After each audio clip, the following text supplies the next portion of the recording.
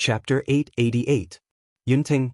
Isn't Yunting the company that poached all the people from Eagle Studio a few days ago? First Hypothermia suddenly said after thinking about it. Originally, the players wouldn't care about these things in the studio, but this change was too big. The website media reported this as a big event in the game, so the players more or less knew about it. Fuck, that's not very nice. Once again he expressed his anger. He didn't think that he would be tricked like this. This kind of feeling was really unpleasant. We seem to have gotten involved in something big. First Hypothermia said. What, are you scared? Once again he wanted to find someone to fight. Scared? What's so scary about a stupid game? It's just that when the situation is complicated, sometimes it's not something that can be solved by fighting and killing. First Hypothermia said. But at least what we have to do is fight and kill, said the weather-beaten man. You have an idea? Beat them at their own game. Experienced person smiled. Just like when he took the initiative to PK with Qianli, he also smiled confidently. Comrades, I'm back. On the other side, Gu Fei had already found Sword Demon and the others and successfully met up with them. Where are the opponents? Gu Fei, who had cleared his PK points, was full of energy. On the street ahead. We're fast, so there's no need to chase too closely. Right now, everyone is discussing how to harass them. Sword Demon said. Surround them? Gu Fei asked. Their numbers are at least 10 times ours. Sword Demon said. Then what are you going to do? Gu Fei asked. First, the archers will attack from a distance and test their reactions. Sword Demon said. Comrades, it's time to show off. Yutian Shenming shouted.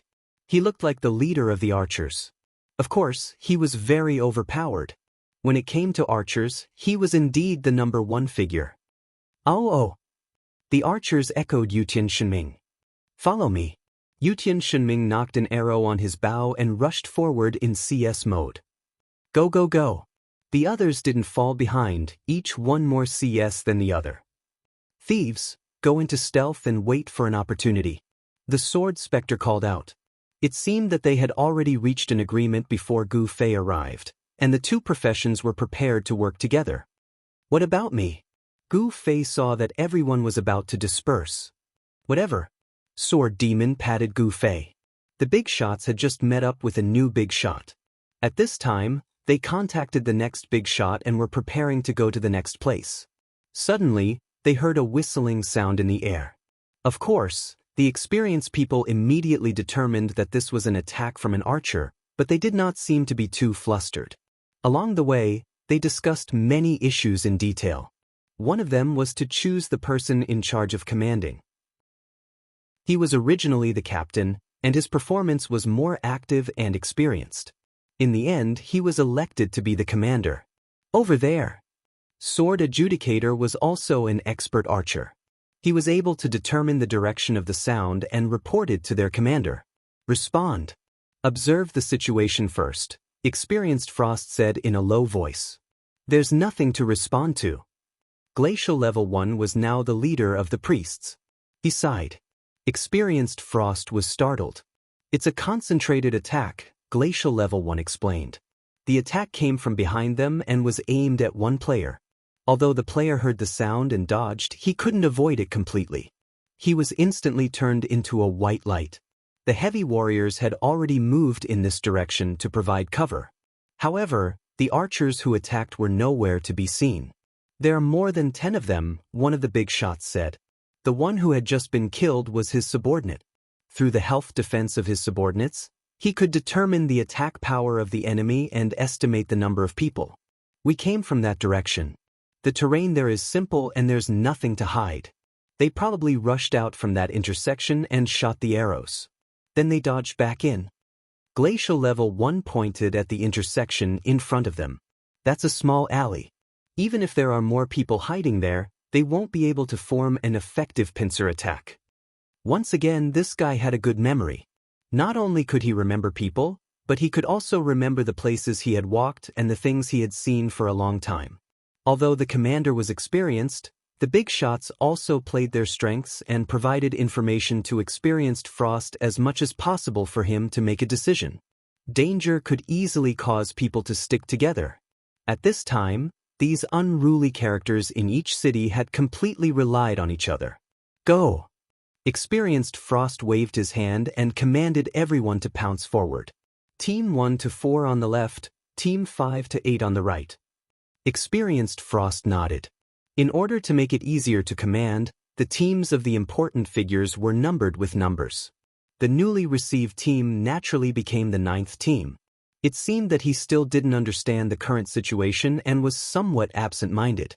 In the end, he instructed him, "You stay in the middle and provide support." "Okay." The new team responded. The team moved forward quickly. The heavy warriors guarded the front while the archers and mages were ready to attack at any time. At this time, a head popped out of the alley and shouted, "Fuck, they're coming." "Really? Retreat." Yutian Shunming heard this and immediately led his people to retreat. However, they didn't go through the alley. They actually jumped onto the street and retreated in front of these people. The archers and mages didn't need to be ordered to attack. However, Yutian Shunming's people were very fast and they were also prepared for any possible attacks. They ran around in a crooked manner and not a single one of them was hit. A speed player immediately jumped out and wanted to give chase, but experienced Frost shouted, "Don't chase." "Yes, they're running too obviously." "It's definitely a trap," Low Temperature said. "The intersection ahead is very open. They can completely spread out their formation and surround us," Repeated Time said. They're underestimating our judgment too much," Experienced Frost sneered. "What do we do now?" Sword Adjudicator almost led his people to give chase. Most expert players like to think that they were the best in their class and couldn't bear to see their own kind perform in front of them. Continue to the rendezvous point. However, be careful behind you. Pay attention to the crossroads and street corners. They've already caught up to us and can attack us at any time, Experienced Frost said. "It seems like they're already here." Sword Adjudicator looked behind him. After Yutian Shunming's archers ran out of their attack range and saw that no one was chasing them, they immediately stopped and turned around to attack again. They've already been discovered by us. What can they do with so few people? Heavy armor protect, priest supply, archers counterattack, team continue to advance, Experienced Frost said. His arrangement was very effective. Yutian Shunming wanted to focus fire again, but against an opponent who was prepared, it was no longer effective. With the shield of the heavy warriors and the recovery of the priests, it was very difficult for the target to be killed by a simple focus fire. The enemy archers hid behind the shield and began to counterattack. Without any cover, Yutian Shunming and the others were flustered and hurriedly retreated from the attack range. The other side didn't chase after them. They only guarded against possible attacks and continued to advance. "Sword Demon, do you see it?" Yutian Shunming sent a message to Sword Demon. "I see it." Sword Demon led his people in stealth and watched Yutian Shunming's harassment throughout. Whether it was in terms of destroying the opponent's morale or delaying the opponent, it didn't have any effect. The other side calmly and effectively responded, easily resolving the harassment of Yutian Shunming's team.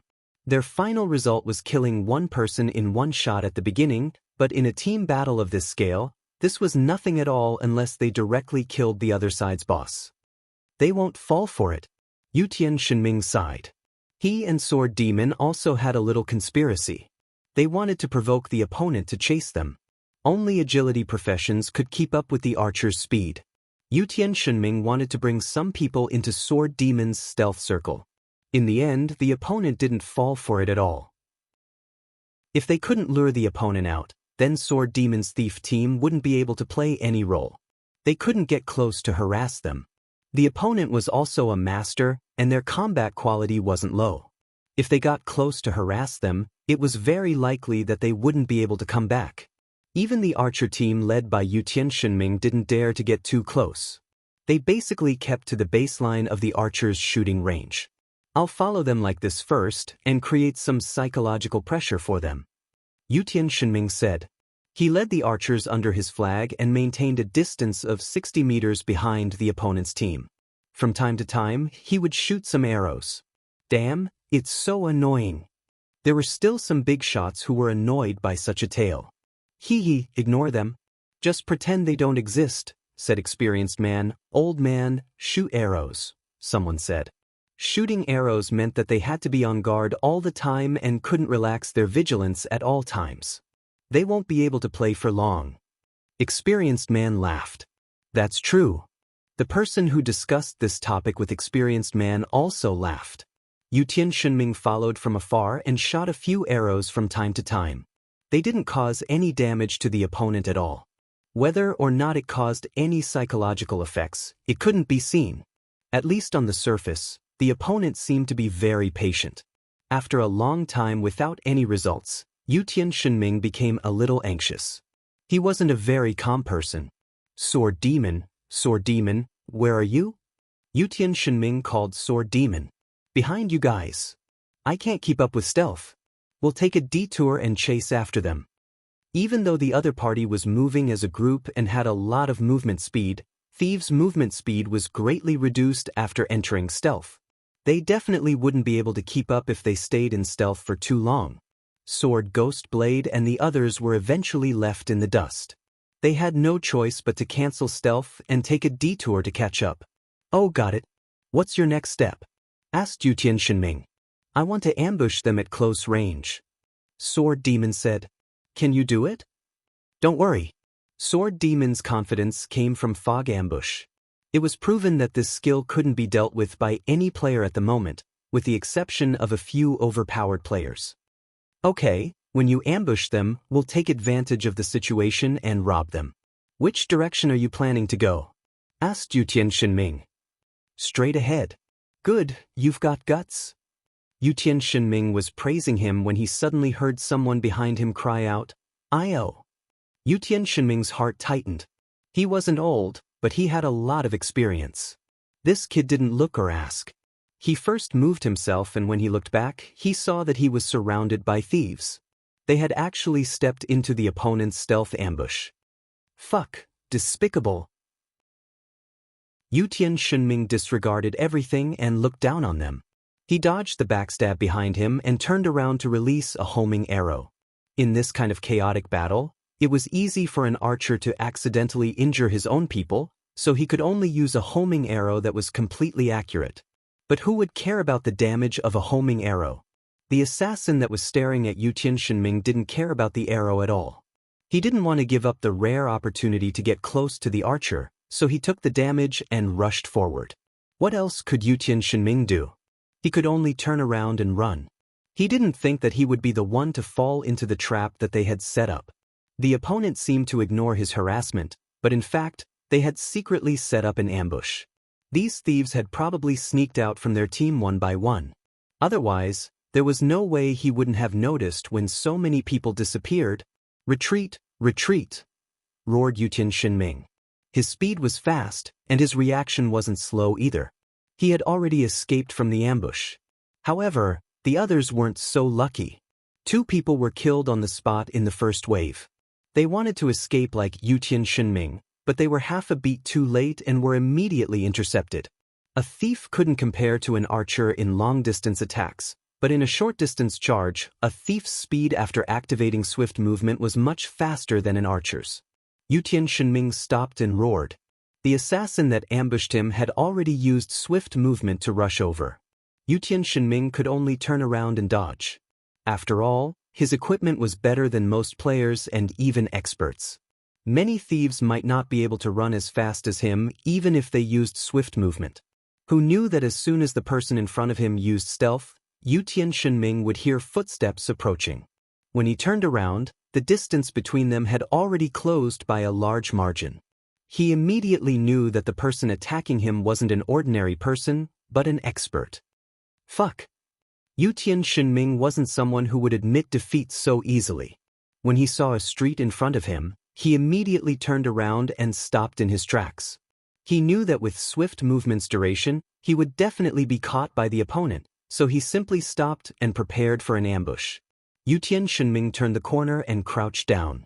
Just as he knocked an arrow on the bowstring, the opponent had already caught up with him. Hey, look here. Yutian Shenming knocked his bow. When the arrow was less than 2 meters away from the opponent's head, he loosened his hand and released the arrow. Fuck. The person chasing after him clearly didn't expect Yu Tianxinming to actually crouch down and ambush him. With less than 2 meters of distance, how could he dodge Yu Tianxinming's snipe? The arrow pierced his head and sent him flying. Die. Yu Tianxinming fired 2 consecutive arrows. Before the opponent could even land on the ground, another 2 arrows had already landed on his body. Fuck, you're still not dead. Yu Tianxinming angrily rushed forward and stomped on the opponent's body. He then shot another arrow at the person's head. Fuck, how much defense do you have? Seeing that the opponent was still alive, Yu Tianxinming asked as he reloaded his arrows. The assassin's lungs were about to explode. He was also a big shot. When had he ever thought of being stepped on by a little brat and used as a target? Let's see if you'll die or not. Just as Yu Tianxinming was about to fire another arrow, a xiao sound suddenly came from beside him. It sounded like an arrow, but it wasn't. Yu Tianxinming didn't dare to be careless. He jumped to the side and dodged. Only then did he see a few more thieves chasing after him. The attack just now was from someone throwing a dagger at him. Yu Tianxinming was extremely regretful. How much damage could this kind of attack do? If he had known earlier, he would have taken this attack and killed that guy. After jumping to the side, that person rolled on the ground towards his companions. Yu Tianxinming shot another arrow. That person rolled and dodged.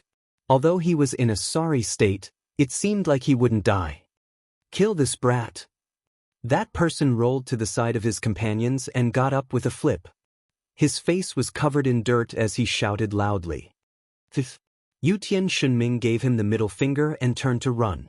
He didn't believe that all of the opponents were experts and could easily catch up to him. However, just as he turned to run, he saw that the opponents had already surrounded him. A few thieves had surrounded him. There was no way out. Brat, I'll let you be arrogant. That assassin finally won the moment to be proud. Sigh, when a tiger falls to the plains, he'll be bitten by a dog.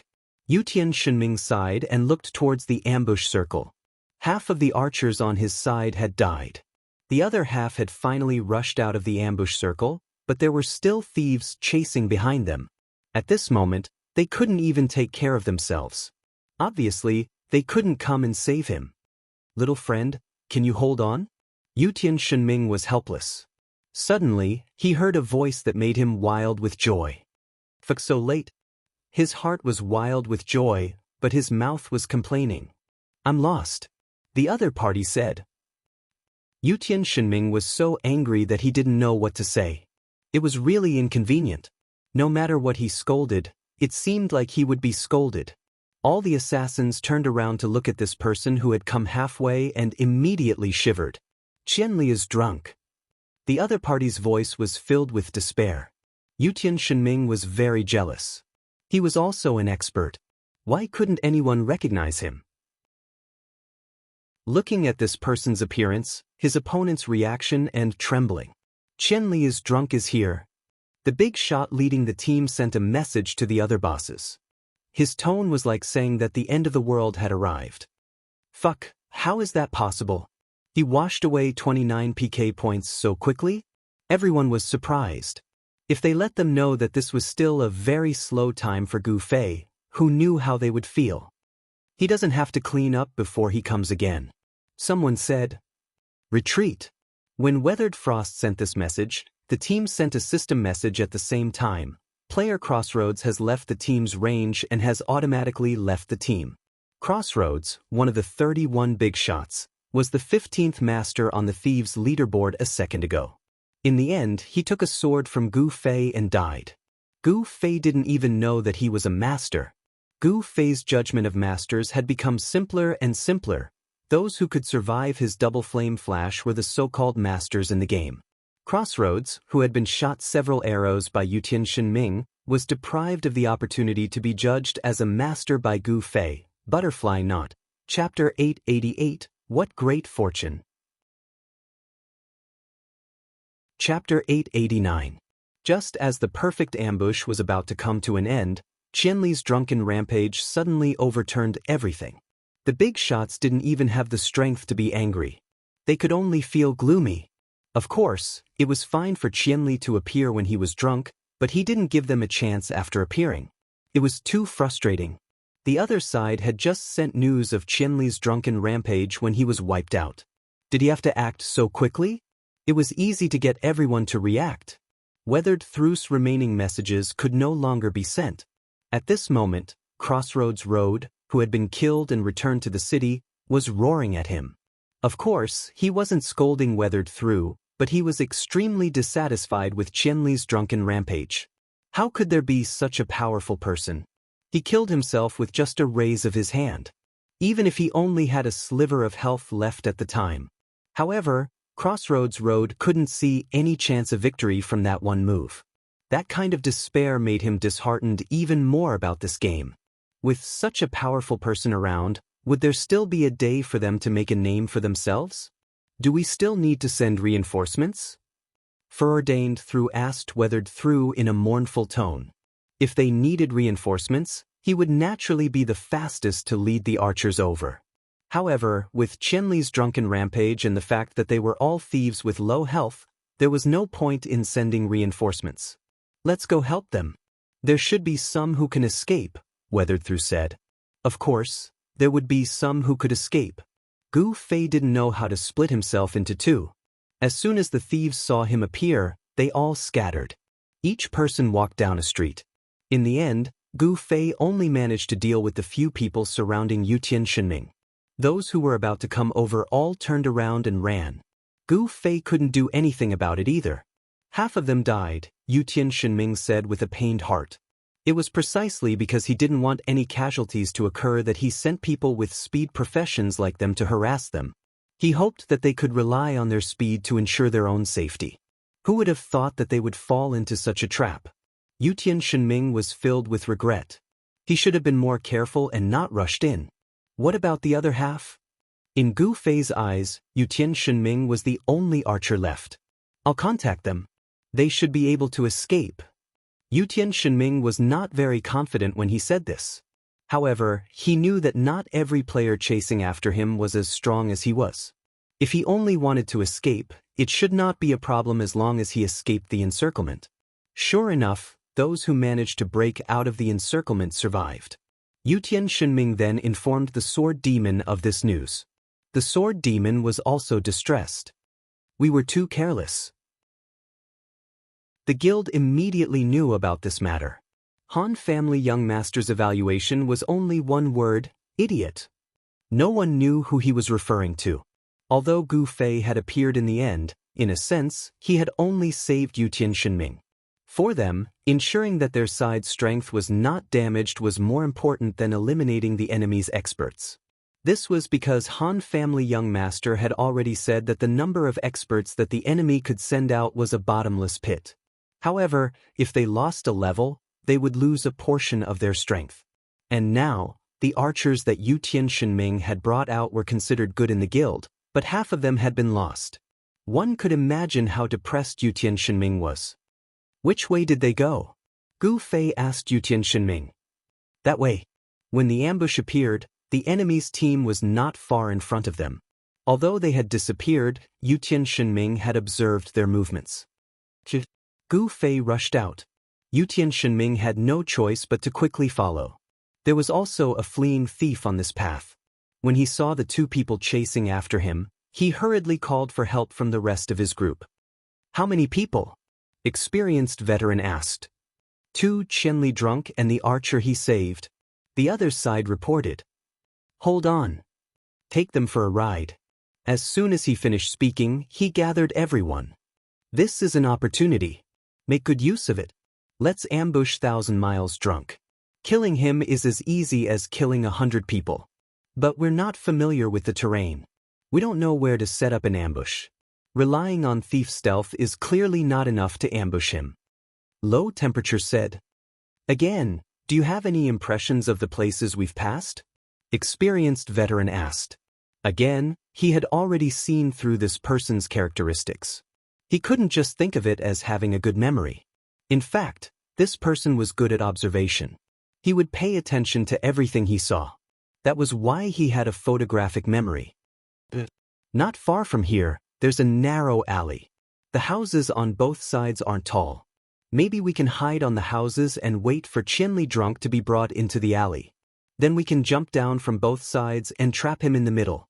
That way, he won't be able to escape. Again, he had an idea. Do you know how to get there? Experienced veteran asked.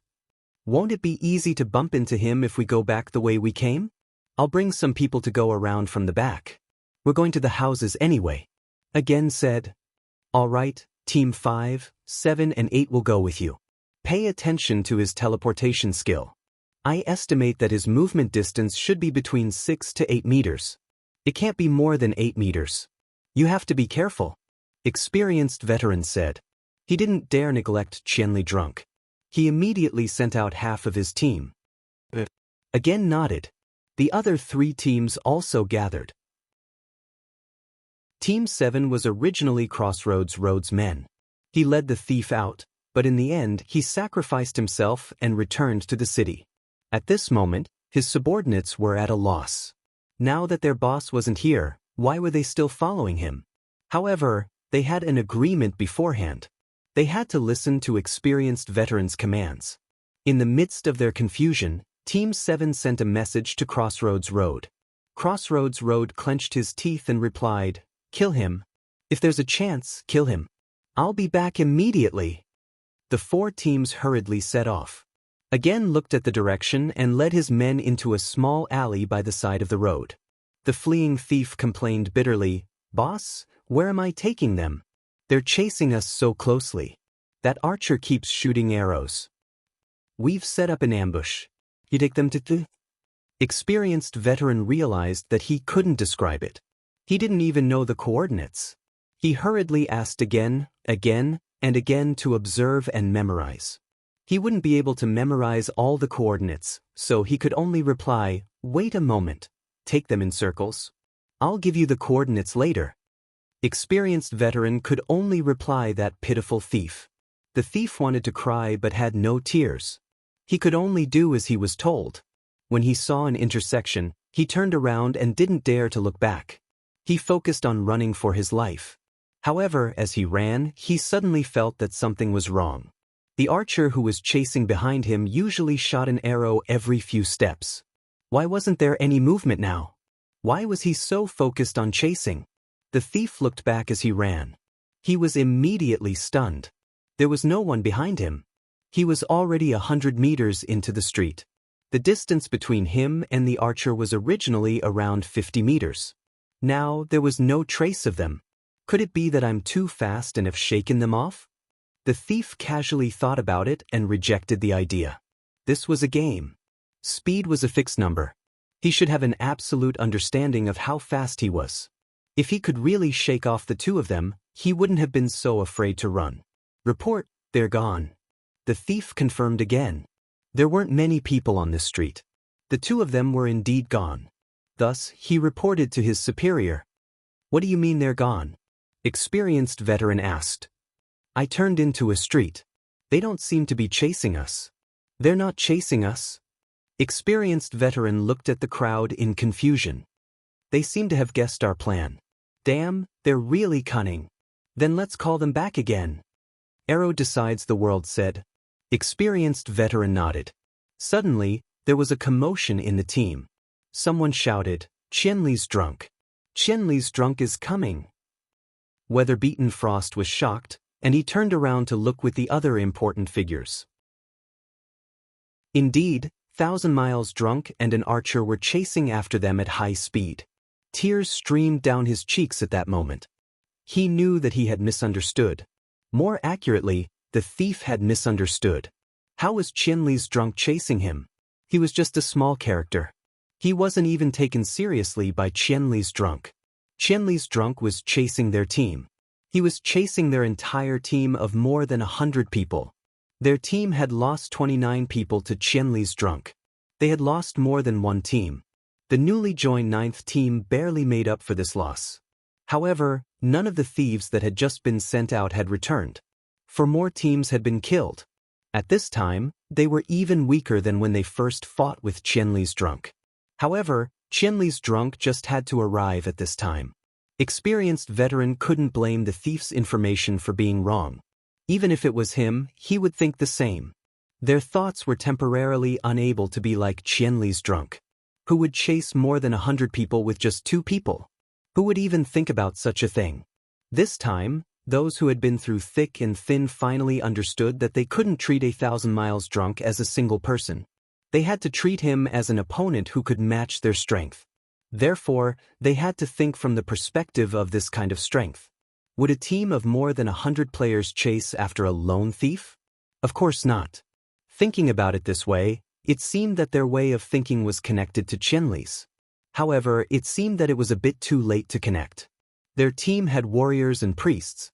These people with short legs couldn't compare to the speed of Qianli's drunk.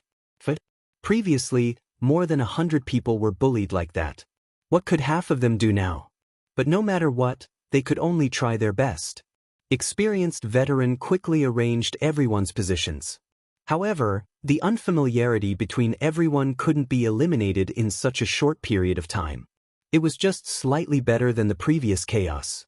When experienced veteran saw that this last bit of hope didn't seem to be too reliable, his heart was already filled with pessimism. At this time, Qianli's drunk had already rushed over. Their archers didn't seem to be shooting at Qianli's drunk. They all missed. But there was a very direct comparison that was very well presented in front of everyone's eyes. That archer and Qianli's drunk had caught up at the same time. Their speed wasn't any slower than Qianli's drunk. Of course, their archers wouldn't ignore him. And at this time, this archer's advance had already greatly slowed down in order to avoid their attacks. He was stopped at a distance of 50 to 60 meters. In the same situation, even more archers were paying attention to Qianli's drunk. He was so coquettishly taking large strides to catch up. His speed didn't change at all because of the archer's interception. He swayed his body as he ran at high speed, dodging all the incoming arrows. Those slow tracking arrows were knocked away with a casual swing of his sword. In the blink of an eye, Gu Fei was already 30 meters away, which was the attack range of a mage. As Gu Fei chanted, the mages in the array also chanted. Gu Fei teleported away, and all the spells they had cast missed their target. They scattered in all directions, but they didn't see any spells appear where Gu Fei pointed. He added full agility, so his spell casting is slow. He was well read and understood this point. If he took this as a bluff from 1,000 miles drunk, then he would be making a fool of himself. As a result, everyone obediently scattered. 1 second, 2 seconds, 3 seconds. The weather-beaten faces turned red. Even if they lowered their intelligence, their spells wouldn't be that slow. That Qianli was drunk, he was actually bluffing, he really hadn't released any spells. Drunk, Qianli rushed to the front of the formation. The heavy warrior held his shield, while the berserker, knight, priest, and other classes with a bit of health split into 2 groups, preparing to surround Qianli in a triangular formation. In the end, they saw Qianli's drunk palm hit the heavy warrior's shield, activating Thunder Palm. The heavy warrior was as steady as a mountain, but he couldn't completely ignore the knockback effect of the skill, and was immediately knocked back. They only had a few dozen people, so how thick could the encirclement be? This immediately opened up a path. Gu Fei stepped in, turned around, and used Flame Flash. The weak mages and archers hiding in the back immediately fell. Hey! Gu Fei glanced at the weather-beaten commander. This was an opponent he had once fought with, and Gu Fei had a good impression of him, so he raised his sword and rushed towards him. He had a good impression of him, but he received this kind of treatment. If the weather-beaten knew this, who knew how he would feel? Weather-beaten obviously wouldn't be caught so easily by Gu Fei. With a teleport, he blended into the warrior's formation. Gu Fei raised his sword and cut down 2 people. When he saw the priest blocking his path, it was the one who hadn't died after being cut several times. Gu Fei didn't want to waste time on him, so he stepped behind him and rammed his shoulder into him, causing him to stagger and fall to the ground. When a warrior saw Gu Fei's technique, he immediately rushed forward with full confidence. He didn't believe that he would be knocked down by a mage like this. In the end, what greeted him was a slash from Gu Fei's sword. If it weren't for the fact that he was lying on his back and desperately healing himself in level 1 low temperature, he might have already died. Gu Fei saw that this priest was not only tanky, but his recovery was also very amazing. It was really a bit of a torture.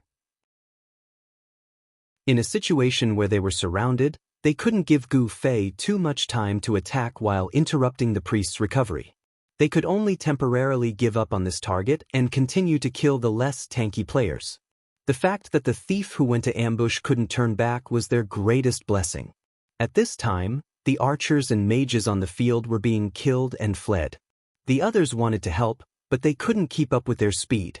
Whether it was the speed of their feet or the speed of their recovery, they couldn't keep up. Weatherbeaten saw that this was simply a repeat of the previous situation, but there was nothing they could do.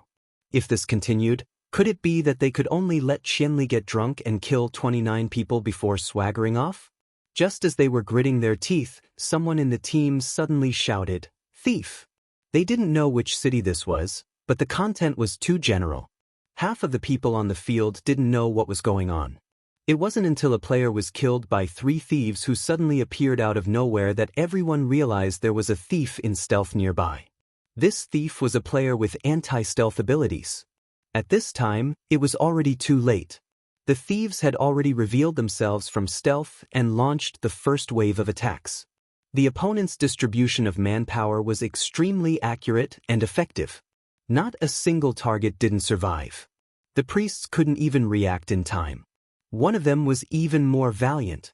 After working together with others to kill one person, he rushed forward like a warrior and actually killed a group of people. The players on the road all had different classes, but all of them were killed in one hit. This kind of damage was even higher than Qianli's drunk. The strength of his explosive power was completely disproportionate to his thin body. One Qianli drunk couldn't even take care of him, and suddenly there was such a tough opponent. Weatherbeaten was already on the verge of tears. He knew that he wouldn't be able to make it back in time. How long had they been gone? How long would it take to turn back? Moreover, what could he do even if he came back? Qianli's drunk was clearly an opponent that more than 100 of them couldn't fight head-on. The formation that was already scattered by Qianli's drunk was even more fragmented under the injection of this new force. Weatherbeaten looked up at the sky and sighed. There was no other way. In this kind of battle of strength, the weaker side would lose. It was just that simple. Even if there was a strange formation or a wretched commander, this was a team that hadn't even gone through a break-in period. There was no way they could display this kind of strength. Right now, the only thing he should be worried about was whether or not he could survive. "Use your scrolls to retreat," someone shouted. Weatherbeaten could tell that it was a level 1 low temperature. These people had come with scrolls, so of course they were also preparing to use scrolls to return. They had already bought the return scrolls this time. No matter how expensive the scrolls were, they couldn't compare to a player's level. The players who had scrolls had already taken out their scrolls and tried their best to meet up with the players who didn't have scrolls and leave together. Obvious intentions would naturally be met with obvious obstructions. Those who were found could only blame themselves for being unlucky. However, Gu Fei's group had fewer people, so they couldn't cover everything. In the end, the other side still successfully activated their scrolls. "Be careful, don't get teleported away too," Sword Demon reminded. To interrupt the teleportation, they had to get close and attack.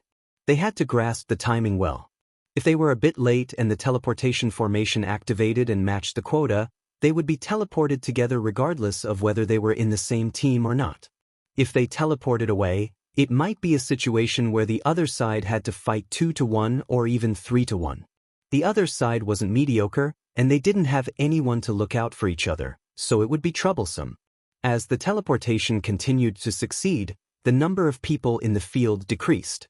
In the end, when the number of people was almost the same as very unbelievable, they finally couldn't complete the teleportation. The rest of them were wiped out in the end. On very unbelievable side, a thief had unfortunately died in battle. One person's sacrifice in exchange for such a huge victory was worth it. After all, it was too unrealistic to guarantee 0 casualties. This was a situation where they were outnumbered. Even if Gu Fei could fight 100 people alone, he couldn't split himself into 100. Chapter 890. The few VIPs that arrived at Cloud City first didn't even stay for more than 2 hours before they all left. The teleportation scrolls were naturally the coordinates of their hometowns. Once they returned, the VIPs' teams were completely disbanded. They had to use private messages to comfort each other, which was very displeasing. Weathered Frost quickly described their encounter and sent it to those who hadn't arrived at Cloud City yet. He emphasized on Qianli's insane strength when he was drunk. As for whether the other side would believe him or not, Weathered Frost couldn't be bothered with what they were going to do next. Besides, it wasn't his business. These 31 VIPs were quite harmonious as a whole. They didn't see eye to eye with each other. This was probably because they came from different cities and didn't have much of a competitive relationship. Now that they received Weathered Frost's message, everyone believed it and didn't dare to act rashly. Out of the 31 people who had been in high spirits when they first met, 8 of them had already been killed. The total number of people who had died was close to 200. This bloody fact caused the big shots who had only brought around 20 people to feel a chill run down their spines. No wonder Ying Qi found so many of them. No wonder Ying Qi gave such a high price tag to the 31 of them. It turned out that this person was incredibly hard to deal with. The 31 of them didn't mean to underestimate their opponent. It was just that their opponent was too strong. It was so strong that even Weathered Frost couldn't understand it. Qianli's drunkenness is a hurdle. If we don't take care of him, we won't be able to take him down. Weathered Frost said in the message. The two of them got along quite well. After returning to their respective cities, they contacted each other more than the others. We need to understand this person in more detail. Not just his equipment and skills, but also his fighting habits and whatnot. This person's fighting style is completely different from normal players. The way he moves, the way he attacks, the way he changes his rhythm. Is he human? Weathered Frost replied to Weathered Frost. You're right, but we won't be able to get anything from this. We still have to go to Cloud City. Weathered Frost said. This time, we have to keep it a secret. Weathered Frost said. Of course. I'll contact Yongyuan again and see if he has anything more detailed. I think he didn't finish what he wanted to say. Maybe we didn't take it too seriously and affected him? Maybe. I'll get someone to go to Cloud City's forum to see if there's any content about Qianli's drunk. First Low Temperature said. All right. Due to the fact that they couldn't form teams so far away after returning to their hometowns, they couldn't use the public channel anymore. If they discussed among themselves, they would be like a pile of loose sand. With this painful lesson, how could they still dare to be so indifferent towards Qianli when he was drunk? Therefore, someone suggested that they should first set up an offline discussion group or a voice chat room to discuss things together. This idea received positive responses from everyone. Everyone exchanged their chat numbers and chose someone to set up a discussion group. The players who were on foot were quite depressed. They were still in the middle of nowhere. They couldn't log off just because they wanted to. He could only continue on his way to the main city. The VIPs who were offline had all been invited into the discussion group. Only 6 people were offline, and they were all on foot. Next, let's invite those who have fought with very overpowered to explain the process in detail. The first to speak was the founder of the discussion group, a replica from Rune Mountain City, a berserker ranked 12th on the warrior leaderboard. Weathered Frost's previous message to everyone was rather brief. Now that there was space and time, he naturally gave a detailed explanation, including the strength of Qianli's drunk, as well as the fact that he bought scrolls from the studio, which led to the other party grasping his movements. That's outrageous. Everyone immediately condemned after hearing it. I also think that the studio is being unfair. Damn Yunteng, right? We'll never buy anything from them again. Someone added. No, I'm saying, how can Qianli be so strong when he's drunk? This is outrageous. Is he a hack? Someone couldn't help but suspect that Gu Fei's display of strength was a manifestation of advanced technology. I don't think so. Weathered Frost wasn't confident either. Cheats were things that normal players could only use. How would they understand the theory behind them? In a new game like the Parallel World, if there was a hack, no one knew what would happen. Why don't we report this to the game company first? One person made nearly 200 people helpless? This isn't an MRPG. This is an TA. Someone said. I don't think so. Low Temperature One spoke. Qianli's been famous for a long time. The players in Cloud City know his strength better than we do. I'm sure that someone has already reported him in private. If Qianli is fine when he's drunk, that means he's not a hack.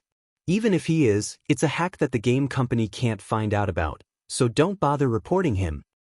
No matter how strong he is, there has to be a limit, right? Drown him in a sea of people? Someone said. Everyone here was a big shot. With a wave of their arm, they could summon hundreds of people. If Qianli was able to wipe out thousands of people when he was drunk, then they would all delete their accounts. That's not realistic, right? Cloud City is so far away. How are we going to get there with so many people? And it's not just going, we still have to go back, right? Who would be able to endure using scrolls like this? Not using scrolls, walking? I think more people can't stand it, someone said. Everyone was silent. They deeply understood the importance of economy in war. No money, they couldn't even buy teleportation scrolls, they couldn't even transport troops, how could they fight a war? What I'm saying is that we should first understand Qianli's strength and see if we can find a way to deal with him. Weathered Frost spoke of his idea and Low Temperature One's idea. In the end, someone else brought up Low Temperature One's idea. This, according to what that brother said, if there was a way, he would have been wiped out by the players in Cloud City, right? Cloud City? That's not the same. It's just a main city. How can there be so many famous players? What they can't do, it doesn't mean we can't do it, Weathered Frost said. Everyone was happy to hear this and immediately accepted Weathered Frost's suggestion, discussing how to dig out the unique characteristics of drunk Qianli's strength. Those guys, how's it going? Matchless Genius asked Eternal in a certain main city. He knew that this was a game, and many things happened very quickly in the game. Even though it had only been a few hours since he met with those guys, he had already heard that they had already begun to take action. The people in Age Workshop were all over the game, and their information network was much stronger than that of normal players. It was just that because of the lack of manpower, Matchless Genius's information network was blocked for a period of time. But now that many main cities had recovered, those in charge who hadn't left were naturally doing well, and those who had left were temporarily selected from the permanent staff to take charge. These matters could be done by contacting the previous director or the previous person in charge of the main city. He was just job hopping, not running away. Did he really disappear without a trace just like that? Matchless Genius had asked about the appointment of personnel, but when it came to information gathering, he left it to his subordinates. At this time, he wanted to hear the progress of the matter from Eternal. Those guys are calmer, Eternal said. Why? Their first batch of people have already reached Cloud City, and it seems like they've already returned in defeat. But they didn't get riled up, and someone even asked me if I had more detailed information on Qianli's drunk. Now that more than 20 of them are offline, I think they've gone offline to discuss countermeasures, Eternal said. Does that so? What about Cloud City? Matchless Genius asked. We can't get very good information, but it seems like they were prepared and ambushed us. Drunk Qianli's PK points reached 29, and of the 31 people we found, 8 have already lost their levels, Eternal said. Those 8 people are still so calm? We'll need to find out more, but it seems like they've all participated in the offline discussion. The ones that didn't are probably those who are planning to walk to Cloud City, and it's not convenient for them to go offline halfway, Eternal said. Hee, do you think they're very good opponents? Matchless Genius asked. Hard to say, Eternal didn't reply. Alright, keep an eye out. Matchless Genius nodded. In the eyes of outsiders, the Cloud City's first battle might have felt that it was a great victory, but they themselves were very sad about the loss of their archer regiment this time. I think we shouldn't run around, you go kill them all by yourself, Yutian Shenming said to Gu Fei. Sigh, if we don't need 29 points, it'll be so much more convenient. Gu Fei sighed. He's serious? The other people whispered. How's the investigation of their background? Han family young master didn't care about this, and asked Brother Yu the question he was most concerned about. If Eternal wants to find someone to deal with us, then they'll definitely find an expert on the leaderboard. I've been comparing the top 30 rankings of each class for the past few hours, and there's a total of 8 people who disappeared from the leaderboard due to losing levels. I think these 8 people are very likely to be hired by Ying Qi. This is the general situation of these 8 people. They're from 8 main cities, and their levels are all in the top 30.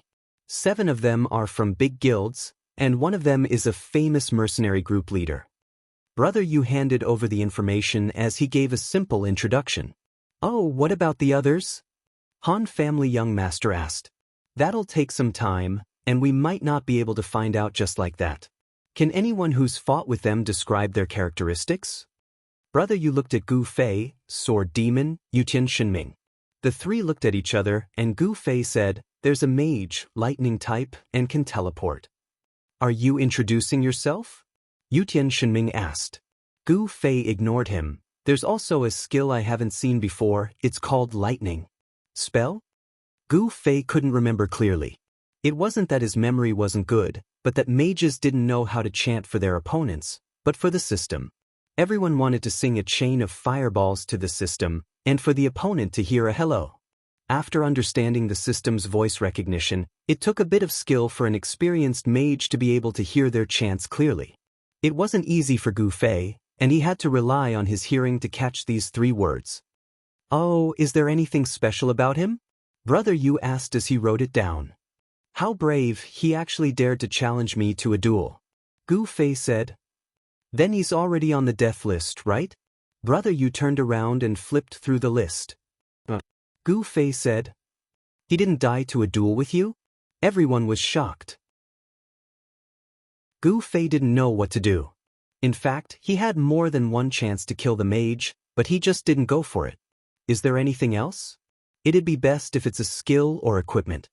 Brother Yu said. No. Gu Fei couldn't remember anything else. Is there anyone else? There's also a priest, he has a lot of health, and his recovery is pretty good. Gu Fei said. There are a lot of priests like that. Brother Yu said.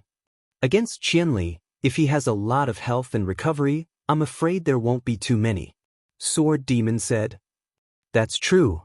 Brother Yu said, then I'll pay attention to the top players among the physical priests. Is there anyone else? Gu Fei didn't say anything and looked at the other 2. There's an assassin, he runs really fast, and when he uses swift movement he's even faster than me. Yutian Shenming also began to introduce, showing that he had also fought against experts. That's fast enough. Brother Yu nodded. This was similar to the priest that Gu Fei introduced. Assassins were fast, and priests had high health. These weren't really characteristics, but with this kind of reference, they suddenly became big characteristics. His defense is also very high. He didn't die even after taking a few of my arrows. Yutian Shenming said. Which one? Gu Fei asked. He didn't remember such a person. The one you killed when you first appeared. Yutian Shenming said. Gu Fei was speechless.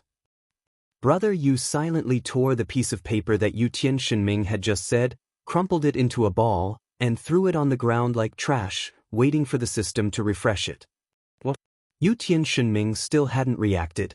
Idiot. Han family young master gave a simple evaluation. The one you mentioned is already dead. If he's an expert, then he's definitely in the list of 8. Gu Fei reminded him. Yutian Shenming suddenly understood. This was the characteristic of a teenager. His intelligence was obviously not mature yet. Sometimes he was smart, and sometimes he was stupid. Sword Demon? Brother Yu looked at the last trace of hope. Sword Demon handed over a piece of paper. I've recorded everything I noticed. Brother Yu took a look, and was overjoyed, praising, as expected, Sword Demon is the most reliable. After saying that, he felt a little insecure and quickly added, as reliable as Qianli's strength. Sword Demon wasn't like Gu Fei. He was a character from the player's plane, so his method of determining experts was naturally not as simple and crude as Gu Fei's, and his eyes were indeed sharp. The content of the piece of paper he gave to Brother Yu was simple and to the point, but it was very clear. Brother, you would definitely find someone much easier with this information than the ones provided by Gu Fei. There's one more thing, Sword Demon said. When we chased after them, the number of the other party was reduced. I think they probably split up half of their forces, and I don't know where the other half went, and there's still no news of them. Yes. Yutian Shenming quickly nodded. He also remembered when Sword Demon mentioned it. The number of the other party was obviously reduced. Even if they split up some thieves to ambush them, it shouldn't be that small. If half of them were gathered together, it would still be very conspicuous. It seems that the other party also realized this, and now they're splitting up. Han Family Young Master said. From the looks of it, apart from a few top experts, most of them are just ordinary experts. Sword Demon said. Everyone understood the meaning of ordinary experts. Most of the members of the big guilds were worthy of this title. However, there weren't many members of the very overpowered guilds with this title. People like Yun Xiang could be considered, and most of them were very common players. The people brought by Yun Zhongmu were valiant, but after going through a great battle, their levels and equipment were all damaged, especially those that had fallen below the 40 mark. They were definitely too embarrassed to call themselves experts. Therefore, even if the other party was scattered, these kinds of ordinary experts would still have the advantage in a one-on-one situation against the very overpowered commoners. Sword Demon immediately sent out a message, telling everyone to be careful. It would be best to work in a team. Just as he sent out this message, a private chat message suddenly came in. Sword Demon opened it and was surprised to see that it was actually from Unsworn Sword. Gu Fei also received the same message. This was already a kind of convention. If you wanted to contact the very overpowered players, you wouldn't just look for the guild leader, but also Gu Fei. This was to express the importance and respect of this super expert. Unsworn Sword is looking for me. Sword Demon said. Oh, he's also looking for me. Gu Fei also said. Looks like he's looking for us. Sword Demon understood. Will it be related to the current situation? Brother, you guessed. We'll know when we meet him. Sword Demon said. Unsworn Sword's message was to chat with them in person. Then let's go. Han Family Young Master said as he stood up. Those who wanted to go went, those who didn't want to go didn't go. Gu Fei didn't want to go. There was still a bunch of PK points to clear. This time, he had to go to Moonlit Night City. Although it was a lot of money, this scroll had to go back and forth. Gu Fei also felt a bit distressed. He was afraid that one day the scrolls would run out and he wouldn't be able to buy them. What should he do then? Poor Thin Waist Dance had just cleared her PK points in Moonlit Night City. She flew back to Cloud City to contact this and that, anxiously asking where the fight was. In the end, when he found out that the fight was over, Gu Fei was going to clear a new round of PK points. He was half dead with anger. Later, when he found out that this fight wasn't over and that it would be continued later, he calmed down. The place where Unsworn Sword and Sword Demon met was a nearby tavern. Beside him were Wind Star and Time Reflected. Surprisingly, Gu Xiaosheng also came. This is, what's the matter? After sitting down, Sword Demon asked. In the end, with him was Han Family Young Master, Gossip Brother Yu. I heard that a group of people came to cause trouble for you guys recently. Unsworn Sword didn't beat around the bush. You heard about it so soon? Sword Demon was surprised. Everyone on the street saw it. Qianli's power is still as strong as before. Why didn't he come? Unsworn Sword said. After his power, of course, he's going to clear PK points. Sword Demon laughed. Yo, that's not easy. The atmosphere in Cloud City is good now. There's almost no one on the wanted list. Unsworn Sword obviously knew about this because their guild even made it a guild rule. Qianli is drunk online, PK must be cautious, after PK, surrender. Butterfly not. The first wave has been beaten back. When will the new wave come? Chapter 891. He went to Moonlit Night City to take a bath, Sword Demon replied to Unsworn Sword. Alright, let's end the meaningless small talk and get to the point. Han Family Young Master saw that Unsworn Sword had the intention to continue the topic, so he quickly cut him off. After understanding that Qianli was almost unbeatable when he was drunk, the players in Cloud City cleverly chose to express their goodwill towards him. Unsworn Sword didn't know why he chose this path. He felt that his relationship with Qianli wasn't bad, but he still needed to solidify it. Even if it was just to discuss more about this person. Who would have thought that Han family young master would rudely cut him off like this? Unsworn Sword was very depressed, but he could only endure it. It's like this, Unsworn Sword finally got down to business. If someone comes to cause trouble, Brother Sword Demon should have told us.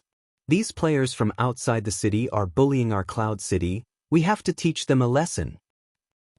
Sword Demon was surprised, Han family young master was surprised, and Brother Yu was also surprised. The players in the game might have a bit of a sense of regional honor, but it wouldn't be too strong. Very Defying was currently on the forums, and anyone could guess that the attack was related to Ingqi Studio. This had nothing to do with the players from outside the city bullying them. Unsworn Sword waving the flag and wanting to stand up for them, this kindness surprised them. Although these guilds seemed to be on good terms with Very Defying, Sword Demon, Han family young master, and Brother Yu knew that they were still playing the role of the main antagonist in Cloud City. Unsworn Sword was probably laughing behind their backs. It was already good enough that he didn't take advantage of the situation, but he still wanted to stand up for them. Could it be that this guy really changed his personality and really treated Very Defying as a friend from the bottom of his heart? The Han family young master glanced at Gu Xiaoshang. If this woman came out to help them, he would believe her more. However, Gu Xiaoshang didn't have a deep relationship with them. If they asked her for help, she might not avoid it, but if they wanted to take the initiative to intervene, she didn't seem to be so enthusiastic. Moreover, she came to help when she wanted to. She even dragged the Sword of No Oath along with her. This was not her style. The Han family young master shook his head and denied this judgment. Gu Xiaoshang had been pulled over by Unsworn Sword in the name of helping them, so it made more sense. In other words, the mastermind behind all of this was the Sword of No Oath. What was that guy planning? Poor they. Unsworn Sword asked. I'm not sure yet. Sword Demon was an honest person. Although there was no one else other than Ingqi who could come from the outer city to cause trouble for them, there was no clear evidence that Ingqi sent this group of people, so he was cautious with his words. I think Ingqi Studio is taking revenge on you, right? Unsworn Sword came to a conclusion. Other than that, I can't think of any other possibilities. Sword Demon was also honest. If that's the case, although they were forced to retreat this time, I'm afraid they won't let it go and will come back again. Unsworn Sword said. Probably. Sword Demon replied. We'll just wait for them to come again. Unsworn Sword slammed the table. Sword Demon silently looked at him for a while before saying, Why did you invite me here, Guild Leader Unsworn? Unsworn Sword looked at Sword Demon in shock. The people from the outer city are bullying our Cloud City players. As the biggest guild in Cloud City, how can we sit back and do nothing? Didn't we invite Xiaoshang to come with us? Boss Sword Demon, don't worry, we'll support you to the end. I don't want to trouble you guys, right? Sword Demon already knew what Unsworn Sword was trying to say. In fact, he was confused as to why Unsworn Sword was so enthusiastic. It was too confusing. What trouble? Aren't you treating me like an outsider? Unsworn Sword said, My guild has already been mobilized. What's the current situation? What the hell is this guy doing? Brother Yu muttered in the mercenary channel. Unsworn Sword's enthusiasm was abnormal to anyone who saw it. They weren't like Rosy Cloud Space, where Unsworn Sword would go all out to please a beautiful guild leader. Of course he's not trying to please us. If he's trying to please us, it's still too early. Han family young master said. What do you mean? Now that he's making a move, it's a bit like sending charcoal in the snow, but adding flowers to brocade is probably his style. Han family young master said. Makes sense. Brother Yu nodded. Unsworn Sword looked like a thick-skinned guy, but he was actually quite smart. Just relying on being thick-skinned wasn't enough to lead such a large guild. Why aren't you guys saying anything? Unsworn Sword asked. The current situation is hard to describe. We don't know what the opponent's next step is. Even if it's the first wave, there might still be a portion of them remaining in Cloud City, and they might ambush us at any time. Han family young master suddenly said. There are still people there? What are their characteristics? Unsworn sword asked. I'm not sure. Han family young master said. Then it'll be hard to find them. Unsworn sword said with a bit of disappointment. Their background isn't small. Among the members we killed in the first wave, 8 of them are likely to be in the top 30 of their respective professions. Han family young master said. The stronger the opponent, the more excited I get. Everyone almost vomited. Gu Xiaoshang had already slammed the table and stood up, but in the end he still looked at Sword Demon and the others. If there's anything, just let me know. Han family young master nodded. From what he saw, Gu Xiaoshang's attitude was more normal. Unsworn Sword's attitude was a bit too polite. But after probing step by step, Han family young master felt like he could more or less guess what this guy was thinking. These 8 people also came from different main cities. This time, we'll be facing experts from all over the game. Han family young master said. It's my honor. Unsworn Sword's pretense had no end. Then in this situation, if it was you, what would you do? Han family young master changed the topic. Using stillness to counter change, and remaining unchanged to deal with all changes. Leave more scouts in the city and pay attention to the movements of these team players. Unsworn Sword said. Especially those with gorgeous equipment. You have to pay attention to them. In fact, we all know which experts in Cloud Peak City can make people's eyes light up, and most of them are known to us.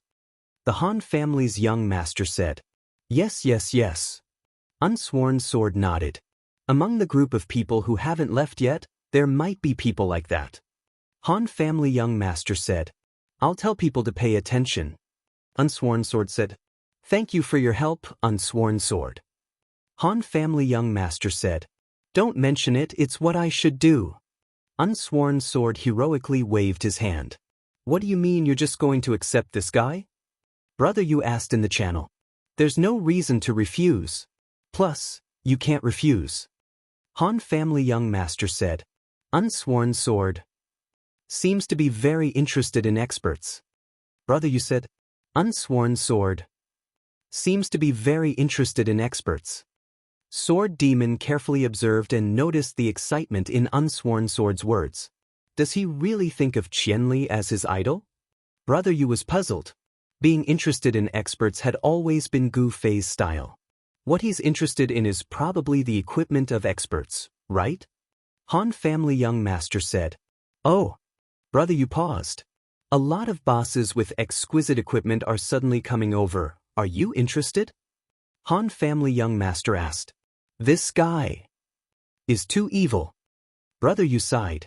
Unsworn Sword was treating these experts as bosses that would drop top-tier equipment. This explained why Unsworn Sword was so enthusiastic and confident in getting his entire guild to participate in this battle.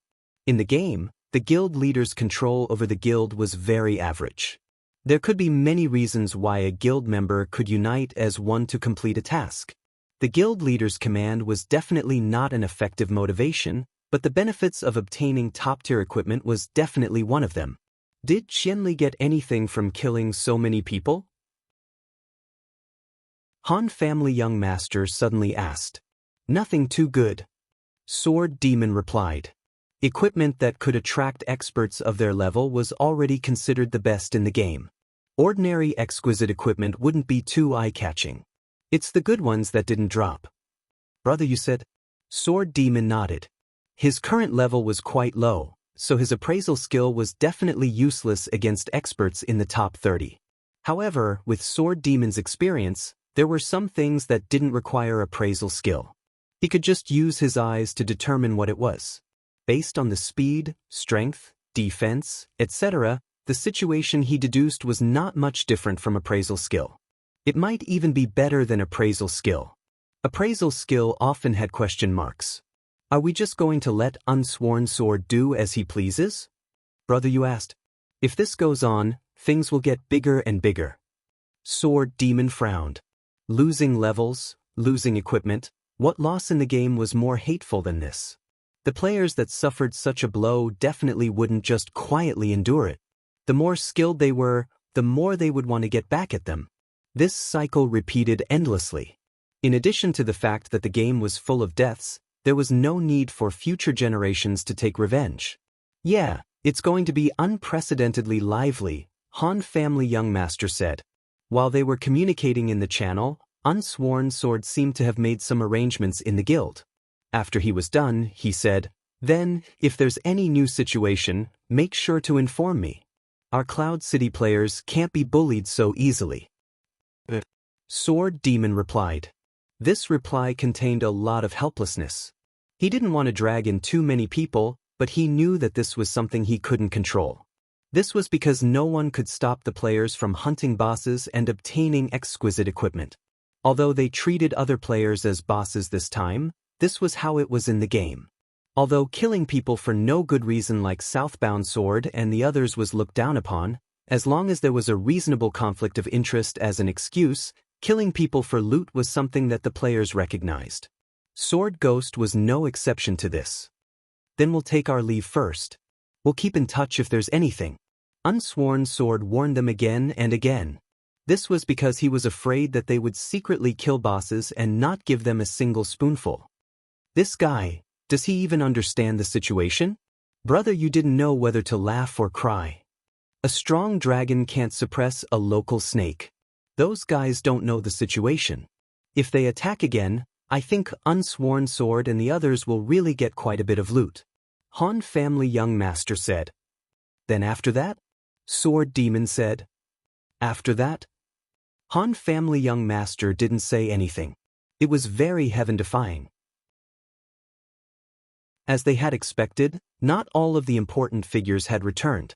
The ones that didn't return were naturally the half of the people that came again. They went to set up an ambush, but who would have thought that Qianli's target was their team? Their team's movement speed wasn't enough to lure Qianli into an ambush, so the ambush became a joke. Their half of the team didn't seem to be able to stop Qianli's strength, so they didn't come back for reinforcements.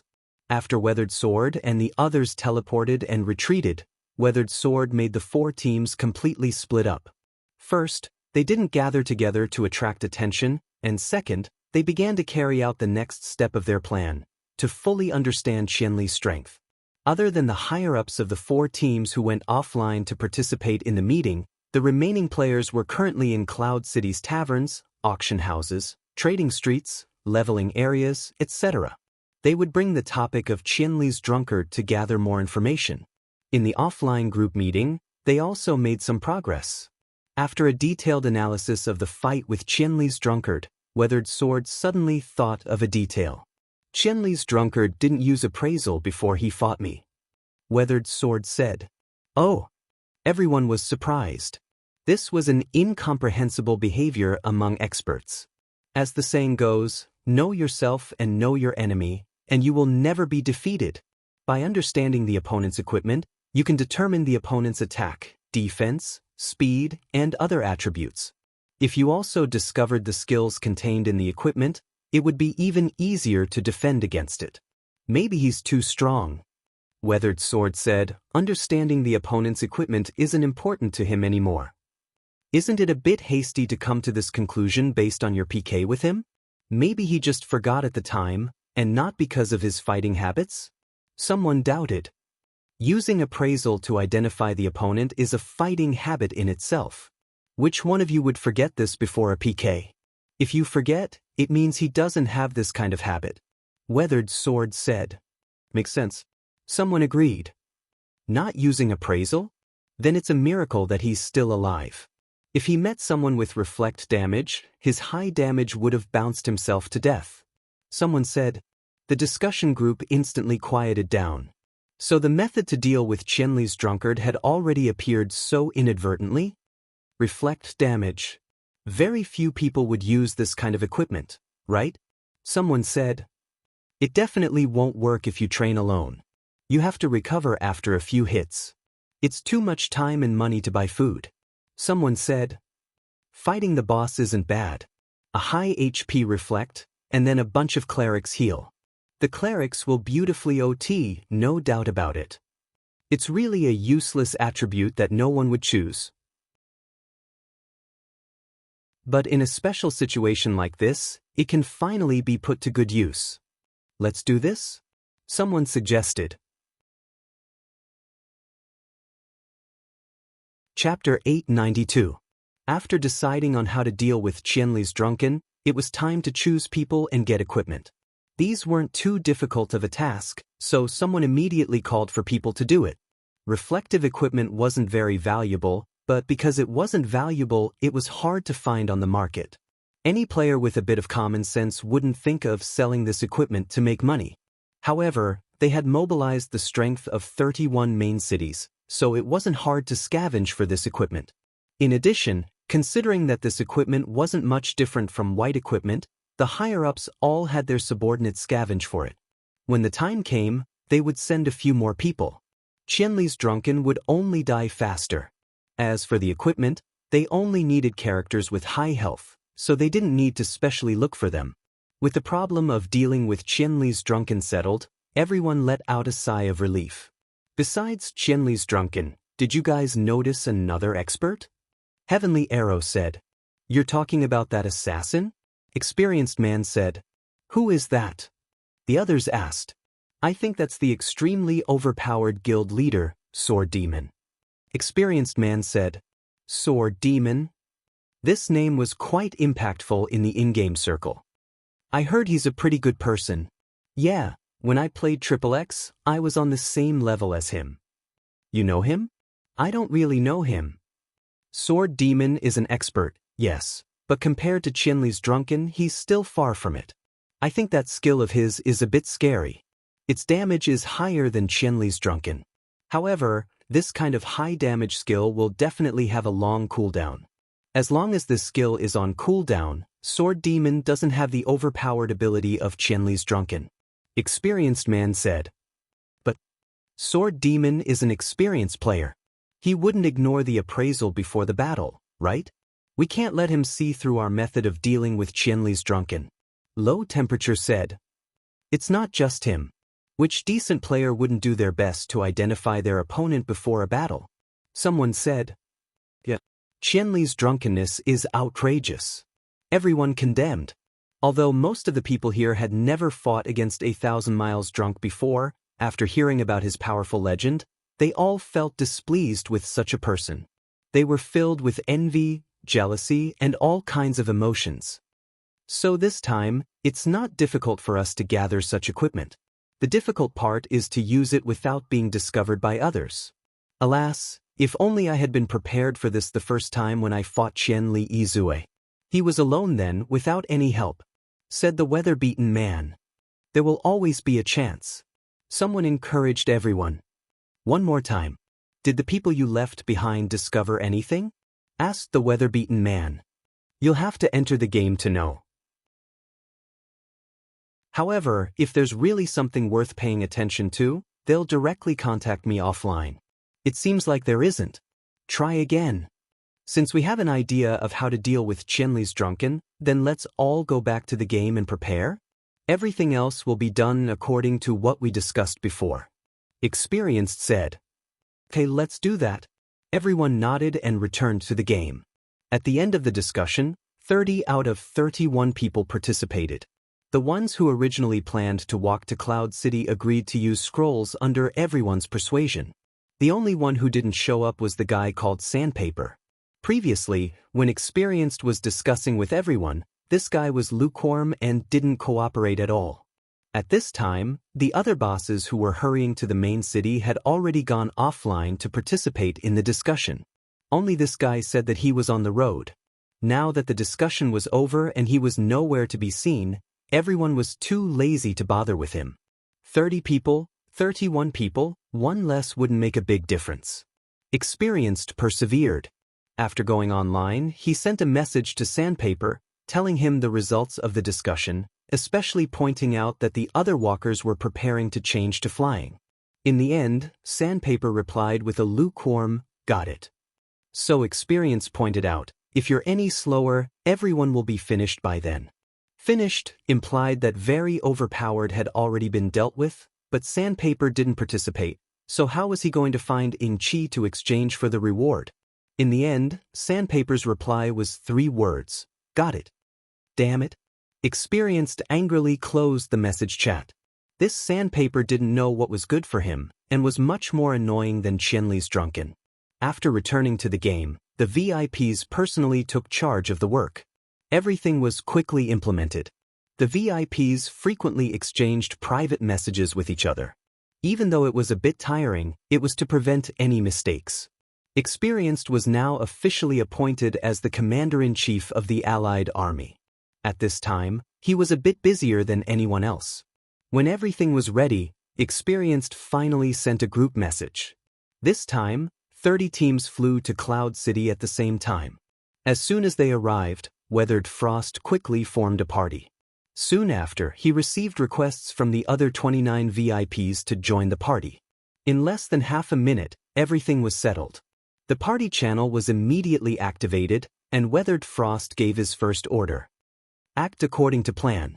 The VIPs led their subordinates and rushed to their destination according to their plan. Don't get too close. Observe when we reach the outer circle, Experienced said in the team. Okay. This time, all the teams had 20 people, uniform and orderly. The VIPs who were ambushed and wiped out were furious, and prepared to invite more people to their hometown for revenge. However, after participating in the discussion group meeting, they dispelled this impulse. Having more people was a high investment plan, but the return might not be certain. In the discussion group, everyone worked together to come up with a targeted layout. This was clearly a more economical and effective plan, so in the end, these people acted according to the deployment like everyone else. Report your coordinates when you arrive. Experienced sent a message after he arrived at the predetermined location, and the 29 people reported their coordinates one after another. Although they weren't familiar with the geography of Cloud City, with the coordinates, they could roughly determine the other side's position and distance. I suggest we send someone to scout first. Low Temperature said. Yup, those with enhanced stealth, go. Experienced in life said. This time, they carefully prepared and gathered all kinds of talents. Enhanced stealth was a passive skill, and the description was only 1 sentence, making it harder for the enemy to detect you. There was no specific data, but after testing, it was indeed very effective in enhancing stealth. Those who could previously be seen through by anti-stealth skills were equipped with enhanced stealth equipment, and the chances of being detected were greatly reduced. If they also had the class bonus of becoming a godly thief, then they would be even more powerful. At this time, the 4 godly thief players with enhanced stealth were sent out to scout. After leaving the team, they quietly snuck into the area ahead. The 30 teams stayed outside the circle, quietly waiting for news. Each team, send 1 person out. Expand the scouting area, and pay attention to our backs. Experienced suddenly said. You're afraid the other side has an ambush outside the circle? Low Temperature said. That's right. If we beat them at their own game, then we'll have to be on guard against the other side. Experience said. Won't there be no end to this? Someone said. That won't happen. With their manpower, this is the most they can do. Experience said. Thus, each team followed his orders and sent people to scout around and behind their respective teams. Hurry up and send news. Although he was calm when he gave his orders, he was actually very anxious.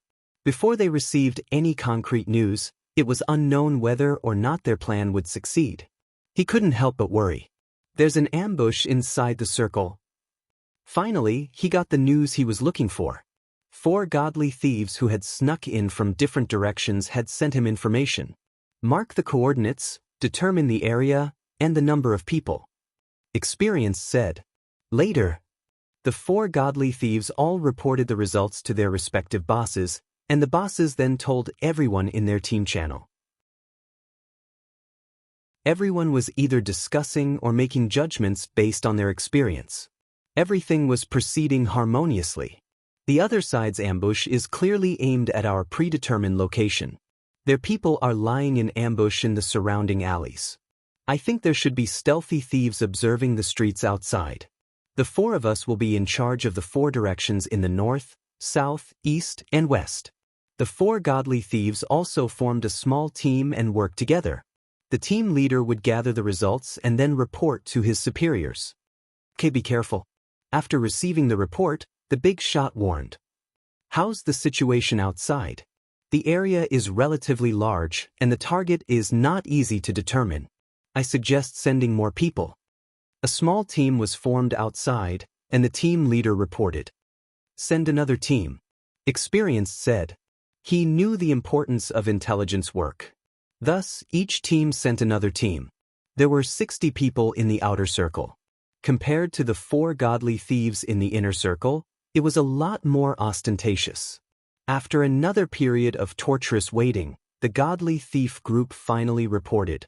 The investigation is completed. The other side has set up the following ambush locations. There are 5 teams in the north with about 50 people, 4 teams in the west with about 60 people, 6 teams in the north with about 60 people, and 4 teams in the south with about 60 people. The distribution of each team is as follows. The godly thief group's report was passed to the Big Shots channel. After everyone saw it, they all had a sinister smile on their faces. What about Qianli Drunk? Have you found his location? Asked the weather-beaten man. Not yet, we will continue to pay attention. The godly thief group replied. Finding the location of 1,000 Miles Drunk was also one of the main points of their work. This determined which direction the damage reflection personnel would engage in the battle. If they didn't go in the opposite direction, by the time they rushed over, maybe Qianli Drunk would have already killed 29 people. This guy's killing efficiency was too high. Chapter 893. How's the situation at the outer perimeter? After listening to the thief god's report, Weathered Frost continued to ask about the outer perimeter. Nothing. The report from the outer perimeter made Weathered Frost completely relax. In the channel, Sword Adjudicator said, how can there be any outer perimeter? Very overpowered. They only have so few people and they're all inside. They're dead for sure. We can't just consider very overpowered. From the information we've gathered, although very overpowered is currently being ostracized in Cloud City, there are still some guilds that are familiar with it. For example, Eternal Life Amidst the Flowers. During a siege battle, he helped very overpowered turn the gun around and was despised by all the players in the city. There's also Reborn Amethyst, a purely female guild where Qianli Drunk stayed for a long time. Damn, how did he get in there? During the siege, Reborn Amethyst was also one of the defending guilds. Later on, they merged with Very Overpowered. However, the original members of this guild split up and rebuilt their Reborn Amethyst. Yes, this Very Overpowered is full of bandits and PvP maniacs. How can a beauty stay in a guild like this? Hey, just say it. Don't keep interrupting with so much nonsense. This person who introduced Very Overpowered's diplomatic background was despised by everyone. Anyway, that's it. Very Overpowered is also related to a good guild. Plus, the guild members have some personal friends, so it's not surprising that they could invite some helpers. We should be more careful. This person didn't stray away from the topic. Yes, let them continue to pay attention to the outer perimeter. We don't lack 60 people in the battle. It's extremely heaven-defying. The only troublesome thing is 1,000 Miles Drunk. Let's quickly find his position and launch our attack. Weathered Frost's words made everyone rub their palms together, especially those who had been abused before. Thinking about how they could take revenge, a wave of pleasure had already emerged. They were just waiting for the climax to come. However, the Thief God group still hadn't sent any news. These guys were stifled. It's not easy to find a special one out of 200 people. Someone began to find excuses for the Thief God group. Yeah, especially since they haven't seen Qianli Drunk before. If it's just Black Robe, it's easy to make a mistake. Yes, if it's a sword, he might not be holding it in his hand. What do you mean? Experienced in life, he could tell that there was a hidden meaning in their words. Do it. Finding Qianli like this is a bit difficult. Otherwise, they would have already discovered him in the process of scouting. After all, they wouldn't dare to get too close, someone said. If this drags on for too long, the other party might not have the patience to continue defending. If the godly thieves are discovered, they will be even more exposed. Although they have enhanced stealth, it is not 100% impossible to be discovered. Although he was a little reluctant, he had to admit that these analyses were very reasonable. If they continued to wait, it was very likely that they would miss out on a great opportunity. They were hired to attack the very defiant, not to deal with Qianli. Qianli's drunkenness was just a stumbling block in their goal. It was necessary to kick him away, but it would be a pity to ignore other good opportunities just to kick him away. Alright, get ready to move. Don't put on your reflective equipment yet. Attack with the team and don't need to participate in the battle. Pay attention to protect yourself and wait for instructions, Experienced in Life said. Understood. The reflective personnel were also a special small team for this operation. Alright, everyone get ready. Attack. Experienced in Life gave the order, and 30 teams of people hiding in the periphery rushed out. The godly thief group had already seen the distribution of the ambush, and each team had already been assigned which side to take care of. However, if one of the teams hid Qianli's drunkenness, then it would be somewhat bad. Everyone could only rely on their luck. If they encountered Qianli's drunkenness, then they would think of ways to delay. As for how to delay, this topic would be researched by themselves. Each team's target was accurate, and they moved quickly. With the godly thief group's detailed reconnaissance, they were also somewhat prepared for the unfamiliar terrain. After each team found their way to the other side's ambush alley, they saw a group of thieves lying in ambush in the alley. However, the godly thief group's judgment of the other side's stealthy thieves on the street wasn't wrong. The paths that some teams chose were discovered by these thieves on the lookout. However, this time, each team was also equipped with anti-stealth equipment. When the thieves discovered that this group of people was strange, they were also discovered by this group of people. Although they delivered the information, they also sacrificed themselves heroically. At this time, the ones with the highest fighting spirit were undoubtedly the several important figures who were previously ambushed and wiped out. Seeing that the other side wanted to ambush like this again, they really couldn't help but be angry. The command started to attack from a distance of 60 meters, and from far to near, they shouted and killed their way over. It seems to have started. At this time, at a certain high point in Cloud City, Yutian Shenming suddenly shouted excitedly. I know. Hawkeye is nothing. Han family young master held the binoculars in his hands, happy and content. At this distance, even Hawkeye couldn't see too clearly, let alone the others. Brother Yu, unscathed in battle, Yun Zhongmu and the others all looked at the binoculars with a face full of curiosity. Only Sword Demon was as calm as ever. It's so far away, I can't even see clearly. Yutian Shenming complained. This is already the closest place in the area. Sword Demon said. I know. Yutian Shenming said helplessly. You know? What do you know? The terrain? Han family young master mocked. Fuck. Yutian Shenming was depressed. Come, let me see. Brother, you saw that Han family young master put down the binoculars at this time and hurriedly went up to snatch it. As he put it on his eye, he shouted, Where? Over here I can see it. Fuck, it's intense, more flowers. Fuck, can Sword without oath and the others take it? Let me see. Unscathed in battle, Yun Zhongmu and the others all came. The people here lined up behind Brother Yu to wait for the binoculars. The boss has already been delivered to his door. Whether he can eat it or not, that's his problem. Han family young master had already taken a bottle of beer to the side to drink. After seeing the start of the battle, he didn't care about the development of the battle anymore.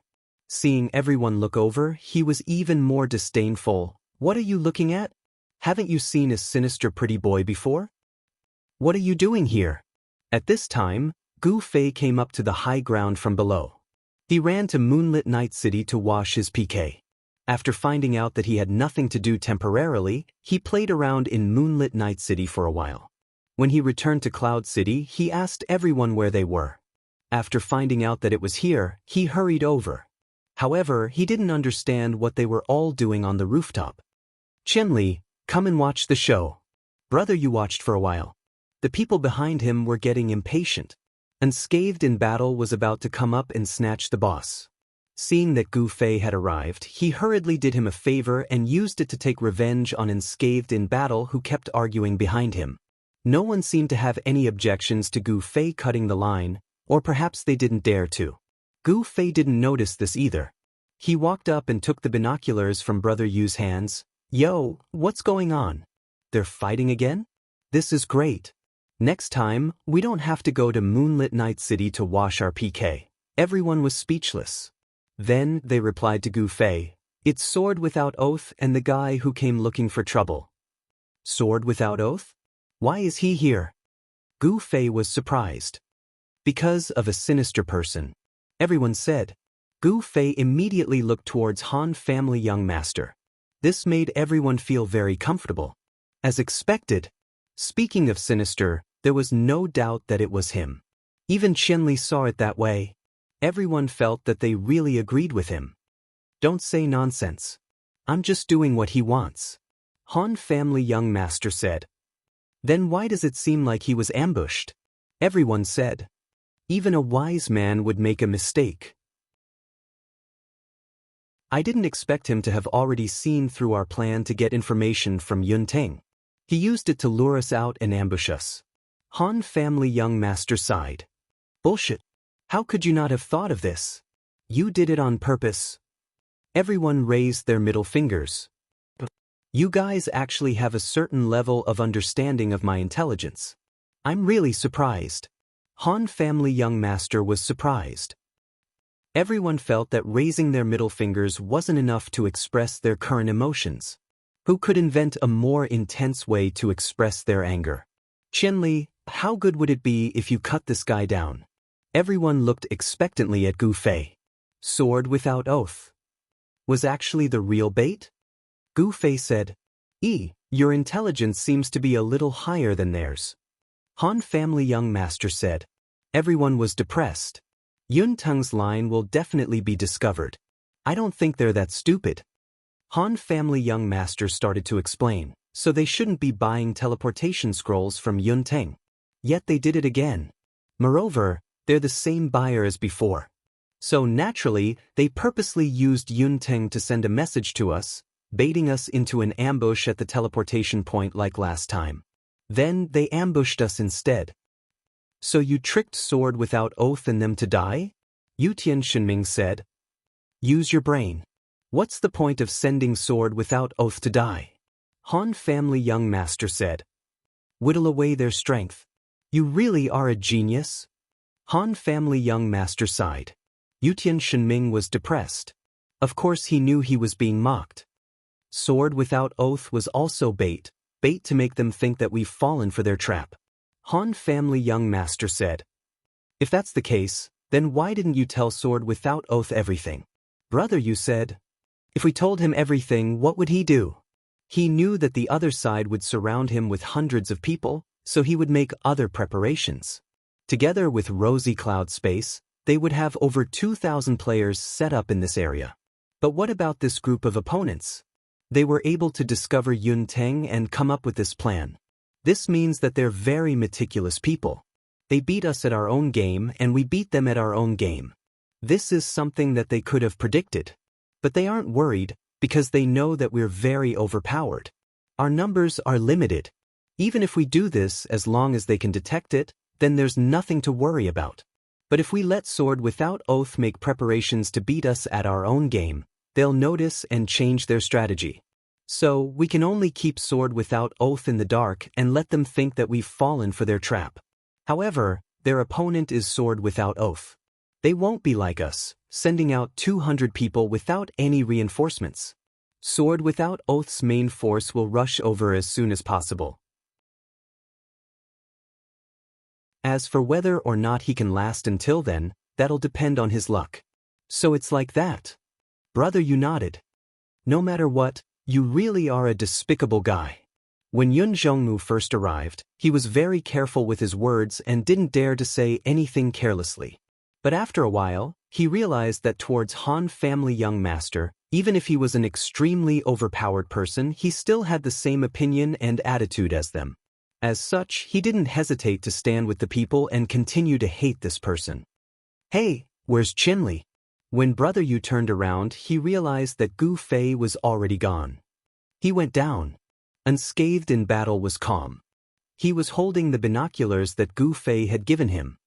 Where did he go? Brother Yu stretched his neck out and saw that Gu Fei had already jumped down the stairs and was already running on the main road. Do you even need to ask? He's going to chop people up. Unscathed in battle said. What a battle-hungry guy. After Yun Zhongmu commented on Han family young master, he also commented on Gu Fei. Did I warn him to be careful? Han family young master suddenly said. Be careful of what? Qianli. The other side already knows his strength. This time, they've made a comeback. This means that they've already thought of a way to deal with him. I don't think they're going to use stupid methods like overwhelming him with numbers. Han family young master said. No need to remind him. Sword Demon, who had been silent all this time, suddenly said, no one can compare to Qianli's sharpness in battle. Of course, he's a professional. Everyone looked into the distance as they watched Gu Fei raise his sword and rush into the chaotic battle. Be careful, the Demon King has arrived. Yutian Shenming suddenly shouted in that direction. Damn, what's going on? What's going on? Unsworn Sword, who was originally complacent and ready to ambush and earn a large amount of equipment, suddenly realized that his men were being ambushed from behind. Instead, they were being surrounded. He anxiously shouted. It seems like we've been ambushed. Feng Xing replied. Damn, did we fall into another trap? Unsworn Sword wanted to cry, but no tears came out. The other side has more people than us. A few teams can't hold on for much longer. Reflection of Years said. This time, the reigning 4 Seas 3 giants had arrived. Call for reinforcements. Unsworn Sword swung his sword, blocking a slash from one of the teams that rushed over. The two swords collided, and both felt their hands go numb. Both of them were startled. Just from this one slash, they knew that the other side was not any weaker than them. This meant that the other side was an expert at the top of the level rankings. Unscathed in battle?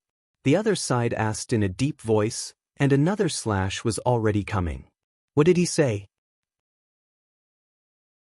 Unsworn Sword didn't hear it clearly, mainly because he didn't think that the other side would have such a way of thinking. The words that came out of his mouth were unexpected, and he thought it was some kind of slogan. Retreat and rendezvous, hold your ground. Reinforcements will be here soon. Reflection of Years frantically sent messages in the channel, private chat, and in the team, encouraging everyone. Chapter 894. Due to the urgency of the situation, Unsworn Sword, Reflection of Years, and the others did not have the time to think about what kind of trap this was. Although they had always known that the Han family young master was a sinister person, they did not doubt the information revealed by the Han family young master this time. After all, although this person was sinister, he was sinister with a purpose. In the current situation, he wanted to frame them to make enemies. No matter how they thought about it, it was impossible. However, now that they were really in a trap, it was inevitable that this view was strengthened. It was just that they had no time to think about it, and all the time they had was used to call for reinforcements. Fortunately, the nearly 200 people selected by Unsworn Sword for the ambush this time were all elites of the guild, and they cooperated well. After the sudden attack, they panicked a little, but after the guild leader's orders were passed down, everyone immediately retreated in an orderly manner. It was impossible to break out of the encirclement. At this time, everyone was blocked in the alley, and they could only come out from the other end, meet up with the place where they had originally planned to ambush the other party, and wait for reinforcements. Damn it, what the hell is that guy doing this time? Reflection of Years, Wind Walking, and Unsworn Sword were all experts. With the 3 of them personally guarding this path, their strength was obviously higher than the other paths, so it was not too difficult to deal with the other party's attack. After calming down from the initial panic, they had the energy to speak. Let's take care of the situation first. Unsworn Sword was not as relaxed as Reflection of Years. The warrior he faced could be said to be evenly matched with him, and he did not have a 100% chance of winning in a one-on-one fight. At this time, in the chaotic battle, he had to constantly be on guard against sneak attacks, so he did not dare to be distracted. Colluding with the studio to grasp our movements, do you think you can fool us with such a small trick? The other party's warriors suddenly said. After hearing this, Unsworn Sword and the others came to a realization. It turned out that the other party was more intelligent and did not intend to frame them. Understanding this, Unsworn Sword felt slightly comforted. After all, being intentionally set up was a completely different feeling. Everyone put in more effort. Kill. The warrior roared again. Everyone, stay calm, retreat. Unsworn Sword was also calm and unruffled, retreating as he fought.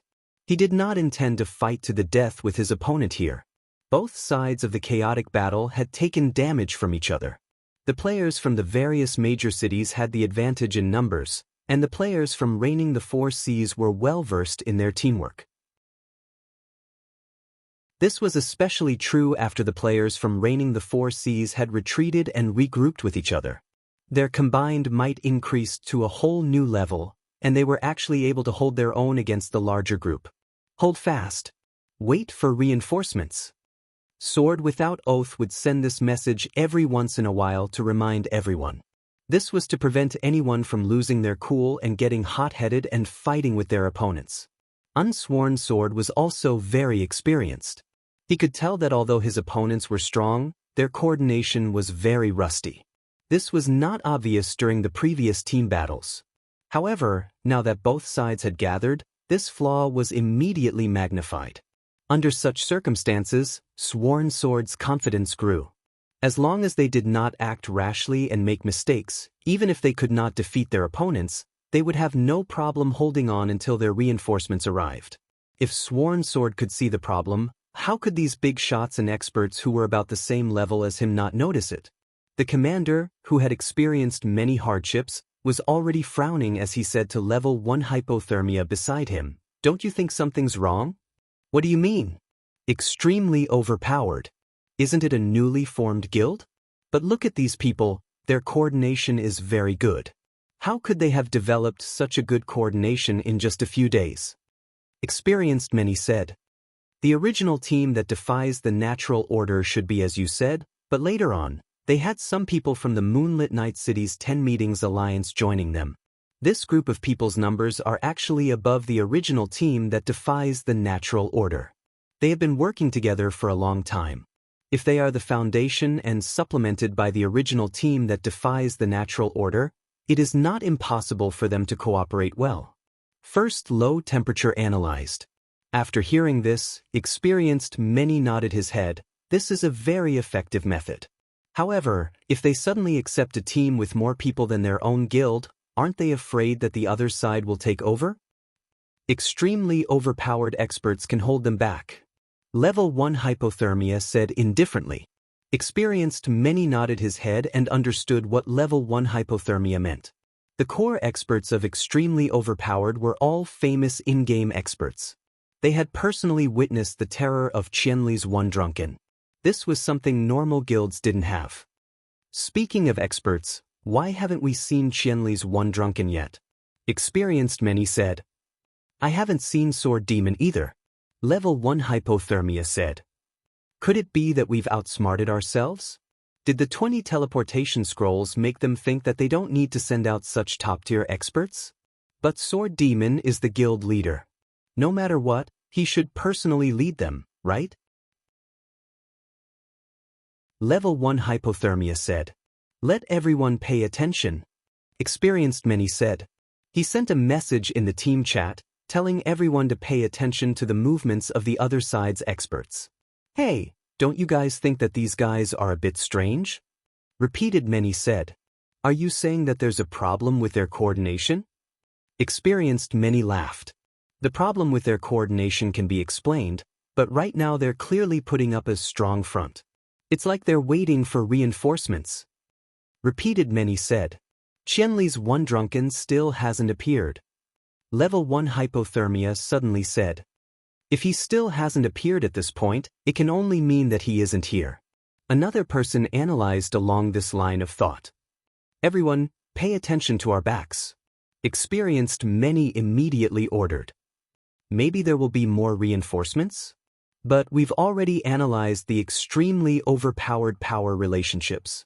That eternal life among flowers and that reborn amethyst are both mediocre characters. Only reborn amethyst's slender waist dance is a fierce character, but she can't change the situation by herself. Everyone, don't worry too much. We just need to pay attention to Qianli's one drunken. That person is the biggest threat. As long as we can take care of him, the rest is only a matter of time. Experienced many said. Is that so? With Qianli's one drunken skills, how much of an effect will dying one level affect him? Won't he still come out to cause trouble and become our stumbling block? Someone was doubtful. Who said he'll only die one level? Experienced many retorted. The important figures in this team, even if their reactions were fast or slow, were all extremely familiar with the game. As soon as they heard Experienced many's tone, they quickly understood what he meant. Let him kill some PK points first. It's best if it's above 20. If he's killed now? Someone said. That's right. This is Qianli's second problem with one drunken. He won't deal with his PK points until his PK points reach 29. When his PK points are between 20 and 29, that's the best time for us to make our move. If he dies and loses 4 levels, all of his lightning skills will be erased. Moreover, with such a high PK points, the drop rate is shocking. If something like the Night Streamer drops, then Qianli's one drunken will be completely useless. Experienced many said. A PK points above 20.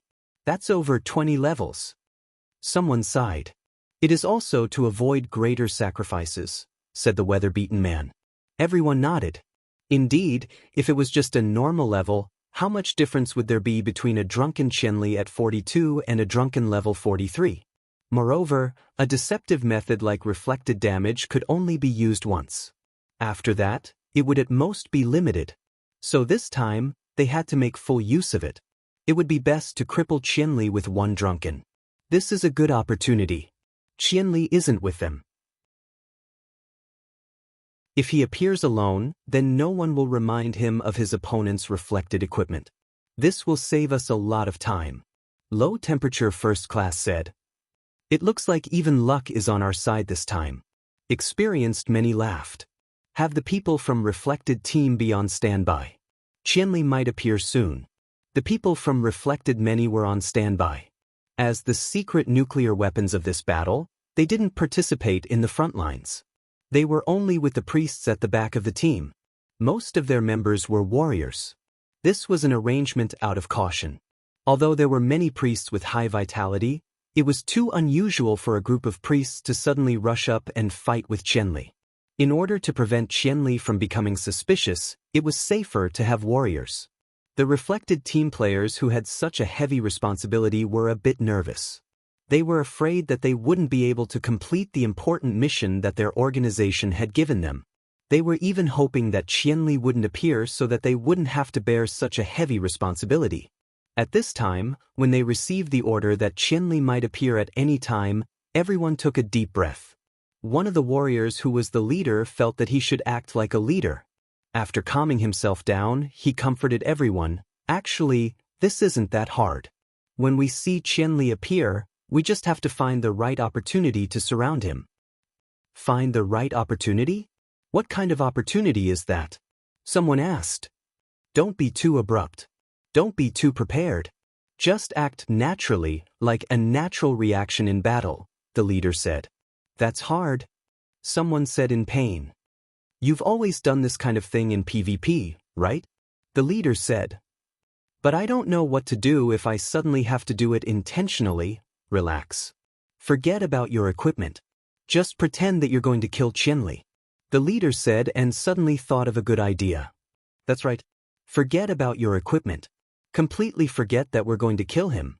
We're really going to kill him, not act. Think about it. Even if we really kill him, isn't the result the same as being killed by the reflected skill?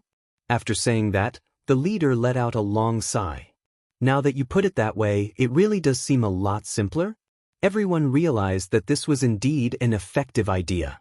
At this time, a new order came. Qianli has appeared. Coordinates XXX. Hurry and wait for orders. The players of the reflection team had already familiarized themselves with the distribution of the area's coordinates. They were afraid that they would go the wrong way at a critical moment. As soon as they heard the coordinates, they immediately knew which way to go. Comrades, let's go. The leader gave the order. Everyone was full of confidence as they set off. Qianli has appeared. He's alone. When they received the news, the big shots almost couldn't help but high-five each other. This was going too smoothly. This guy actually came alone to provide reinforcements. It turned out that their biggest concern was that their companions would see through their trap. They had researched for a long time on how to avoid this problem, but they didn't have absolute confidence that they would succeed. They didn't expect that 1,000 miles drunk would take the initiative to help and cooperate with them on his own. Where is it? Asked the weather-beaten man. Coordinates XXX. Huh? Isn't it the one behind me? Experienced veteran noticed. You want to see it? Experienced veteran asked. It won't affect me, right? Experienced veteran laughed. It won't affect me. It'll be safer for you to personally lead the arrangements. The big shots encouraged him in the team channel. Then I'll go. Keep up the good work. Experienced veteran said. Qianli is dead and drunk. Let's see what else they can hope for. I can't wait to see their expressions when they hear about Qianli's death. Someone laughed triumphantly. Experienced veteran was closer than the reflection team. When he arrived at the front lines, the reflection team hadn't arrived yet. Qianli's drunk was rushing over with his sword in hand. The person who delivered the information was a scout player. His judgment was very accurate. Qianli's drunk didn't take any detours. He didn't choose an opponent. He just rushed in a straight line and was about to collide with the approaching players. Before getting excited, Frosty, who had experienced many hardships, first mourned. 1,000 Miles Drunk's appearance here allowed him to personally deploy his troops to kill him, but at the same time, it also meant that he had to personally witness the deaths of more than 20 players under 1,000 Miles Drunk's blade. This arrangement was only known to the big shots. Everyone had a tacit understanding and didn't tell their subordinates. When the time came, whoever Qianli killed would be theirs. Everything was random. Even at this moment, experienced veterans' orders were to stall for time. The reflection team will be here soon. Many people thought that the previous scouting was to get a grasp of Qianli's drunk movements so that the reflection team members could arrive early. Actually, it was the opposite. Getting a grasp of Qianli's drunk movements was to control the timing of the reflection team members' arrival. And now, he was going to personally witness the birth of this opportunity. Experienced veteran took a deep breath. At this time, some of the players at the front had already taken the initiative to rush toward Qianli's drunk.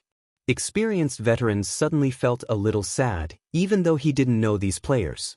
The players who received the order to stall for time didn't seem to really want to do so. Their thoughts were the same as the reflection team leader. As long as they could kill Qianli's drunk, did it matter whether he was killed or surrounded? These people didn't seem to have experienced fighting with Qianli's drunk before. They were full of courage and eager to make a contribution.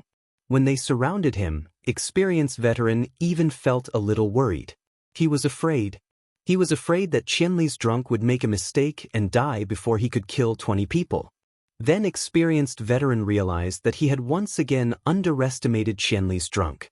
This person's precision and accuracy in battle was almost the same as the system's NPC robots.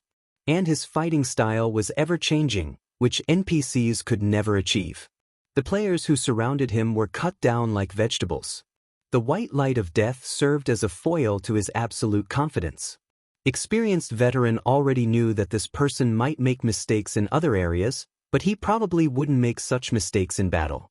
This person was born for this. The surrounding players quickly realized that their dream of killing Qianli's drunk was a little too grand. The commander's order to stall for time was more realistic. They began to retreat and wander away. Even though he was already mentally prepared, he still found the scene a little hard to accept. The players on the street were forced to retreat by a single person. Are the people from the reflection team not here yet? Experienced veteran was a little anxious. Qianli's drunk was killing too quickly. Based on his secret count, it seemed like it had already passed 10. The people who surrounded him earlier were really giving away points. They're here. At this time, the reflection team leader's voice rang in experienced veteran's ears. Experienced veteran turned around and saw that their prepared team members were all in place. Change and get ready. Experienced veteran immediately ordered. Understood. Blend into the crowd. The moment you see my thunder array, you guys charge. Experienced veteran said. The players from the reflection team quietly blended into the crowd. Experienced veteran began to count even more attentively. 16, 17, 18. Just 2 more. Experienced veteran had already picked up his staff. His palms were sweaty. 19. Another white light flashed. 20. Done. Weathered Frost wasn't afraid of making a mistake because he was very meticulous. He didn't want to use a few more deaths to confirm that 8,000 miles drunk's PK value was 20. It wasn't fun to count his companions dying one by one. 20 was more than enough, and Weathered Frost didn't want to see another death. Everyone, retreat. Experienced veterans suddenly roared. Then he waved his staff and the thunder array covered the sky. It's you again. When the thunder array fell, experienced veteran heard Qianli's drunk voice. At this moment, all the players retreated, but the players from the reflection team charged out from the array. Experienced veterans' setup wasn't without purpose. The thunder array would more or less interfere with Qianli's vision and make him ignore the minute changes in their array. The reflection team's sudden charge could be seen as an attempt to force him back into the array. This seemed to be an effective killing move. Only this kind of cooperation with real battle significance could prevent Qianli from suspecting them. Experienced veteran didn't just count Qianli's PK value, he also counted his skills. He had just used teleportation not long ago, so it was definitely on cooldown. Right now, he could only use the same method as last time to get out of the array. This way, he would just happen to meet the players from the reflection team and attack. With this kind of expectation, experienced veteran didn't even dare to blink. This was the first time he anxiously hoped that someone would quickly rush out of his thunder array. In the past, he was happy to see someone struggling in his array. He's out.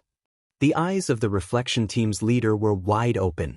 He saw a black figure pass through the array. Force him back.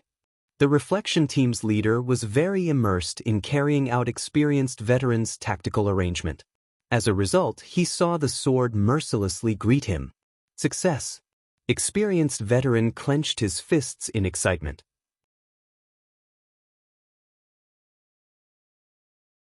Chapter 895. The Dark Knight flowing light sword ignited with raging flames of twin flame flashes as it spiraled towards the group. They were all secretly delighted. Experienced had already opened the party channel and was ready to send out the good news of victory. It hit.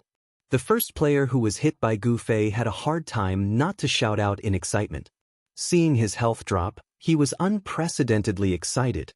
He stared at Qianli's drunk without blinking, eagerly waiting for the white light to bloom. Experienced knew that it wouldn't be so easy. He had appraised Qianli's drunk and knew that he was wearing an exquisite belt that increased his maximum health and also had health regeneration. This kind of equipment shouldn't appear on a mage, but Qianli's drunk just had to wear it. Experience didn't have any complaints.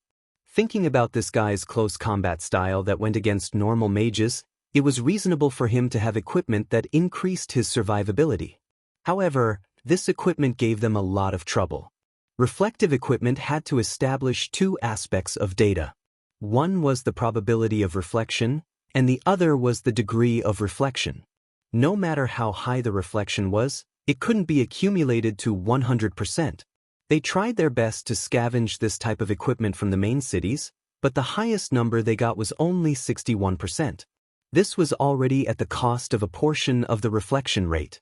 After all, they only had so much equipment. If the probability was high, then the degree would be low. If the degree was high, then the probability would be low. Although the players still felt that double attribute equipment with high probability and high degree of reflection was useless, from the perspective of the system, it was an exquisite attribute, so the drop rate wasn't high. Experienced Wind and Frost's reflection team wanted as high a degree of reflection as possible. They would talk about the probability later. This was because they had a lot of people on the field at the same time. Qianli's drunk had always been attacking a bunch of people, so he should have triggered something. As for the damage that Wind and Frost had estimated from the 1,000-mile drunkenness, 61% of the reflected damage wasn't enough to kill him. It was because of this belt. However, if he could trigger 2 people, then 261% damage would definitely kill him. Therefore, in the end, when Qianli slashed down in a circle, they were only afraid of one situation, and that was that only one person was triggered. This situation was even more unlucky than not triggering a single one, because this exposed their strategy, but they did not manage to kill Qianli in a drunken stupor. For this reason, they had conducted many experiments before finally adjusting to the current combination of probability and degree. If they just recklessly increased the degree of the reflex, then the highest they could reach was 71%. Unfortunately, this was still not enough to kill Qianli. Therefore, after sacrificing part of the probability, there were several times in the experiment when only one person's reflex was triggered. The final ratio of probability and degree had been tested in practice. Therefore, even though there was such an unstable factor, everyone was still full of confidence. Now that he saw Qianli drunk's big move, he felt that victory was in sight. Experienced Wind and Frost was very clear about the effect of the reflected damage. The moment the reflection occurred, the player who was hit would have a flash of blood. However, with Qianli's drunk skill, if he slashed several people with his sword, it would be impossible to see who his reflection was triggered on. However, at this moment, Experienced Wind and Frost could see clearly, because when Qianli's drunk slashed the first person, blood had already appeared. It's only the first person, and it's already triggered. Experienced Wind and Frost was excited. During the experiment, someone had proposed a hypothesis. What if he noticed the first time it was triggered, and then stopped attacking? Therefore, after putting it into practice, everyone realized that this was only a theoretical possibility because a person's reaction speed was not that fast. This was a foolproof plan in everyone's hearts. Now that they saw the blood appear, Experienced Wind and Frost was so excited that they wanted to write down the message, but then they felt that the scene in front of them was a little strange. When they came back to their senses, Experienced Wind and Frost was immediately stunned on the spot. What happened was very simple, but this simple thing was something that Experienced Wind and Frost thought was impossible. After Qianli's drunk triggered the first reflected damage, the night streak immediately stopped, and the following players were not hit at all. Then, Experienced Wind and Frost heard Qianli's drunk laugh. "You're playing this again." Experienced Wind and Frost felt as if their hearts had stopped beating. But they had simulated the same scene countless times. No matter if it was their reaction speed, agility, or strength, no matter who it was, no one could immediately stop attacking when they triggered the reflected damage. Why was Qianli able to do it? Where was the inertia? Was there no inertia in his body? Experienced Wind and Frost was stunned, and so were the players in the reflection group. They had gone through many simulations, but they had never practiced what to do after Qianli's drunk slashed them, because this was something that should not have happened. They felt as if they were waiting for the butterfly update every night before midnight, but the update did not appear. Experienced Wind and Frost was numb, stunned, and slow. The moment Gu Fei stopped his attack, he had already proved to everyone that his reaction was correct. Next, his reaction was as fast as ever. He put the sword back into his pocket and took out his homemade flying hook. This type of soft weapon did not exist in the game, and Gu Fei's homemade weapon naturally could not cause any damage, so he rarely used it as a weapon. However, This didn't mean that Gu Fei wasn't proficient in these types of weapons. Gu Fei had studied all kinds of weapons, but bows and rattan tiles were his weakness. What he was most proficient in, aside from swords, knives, and white weapons, was this set of soft weapons. At this time, the lightning formation behind him had disappeared. Gu Fei took a step back, and at the same time, he threw the flying hook in his hand. How could the players from the reflex team understand this? They did not even know what Gu Fei was trying to do, and they only saw him throwing something at them. One of them instinctively dodged, but their team leader quietly said angrily, "What are you dodging?" That person immediately reacted. What were they dodging? They were here for Qianli to kill. However, Qianli had clearly seen through their strategy, so why would he still attack them? At this time, experienced Wind and Frost finally came back to their senses. The plan to rely on reflex to kill Qianli had failed, but at this time, Qianli's HP had been reduced by more than half, so there was still a chance that they could take advantage of.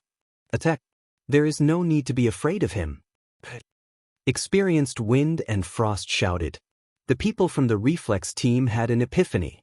At this time, Qianli did not dare to attack them, so it was the best time for them to bully Qianli.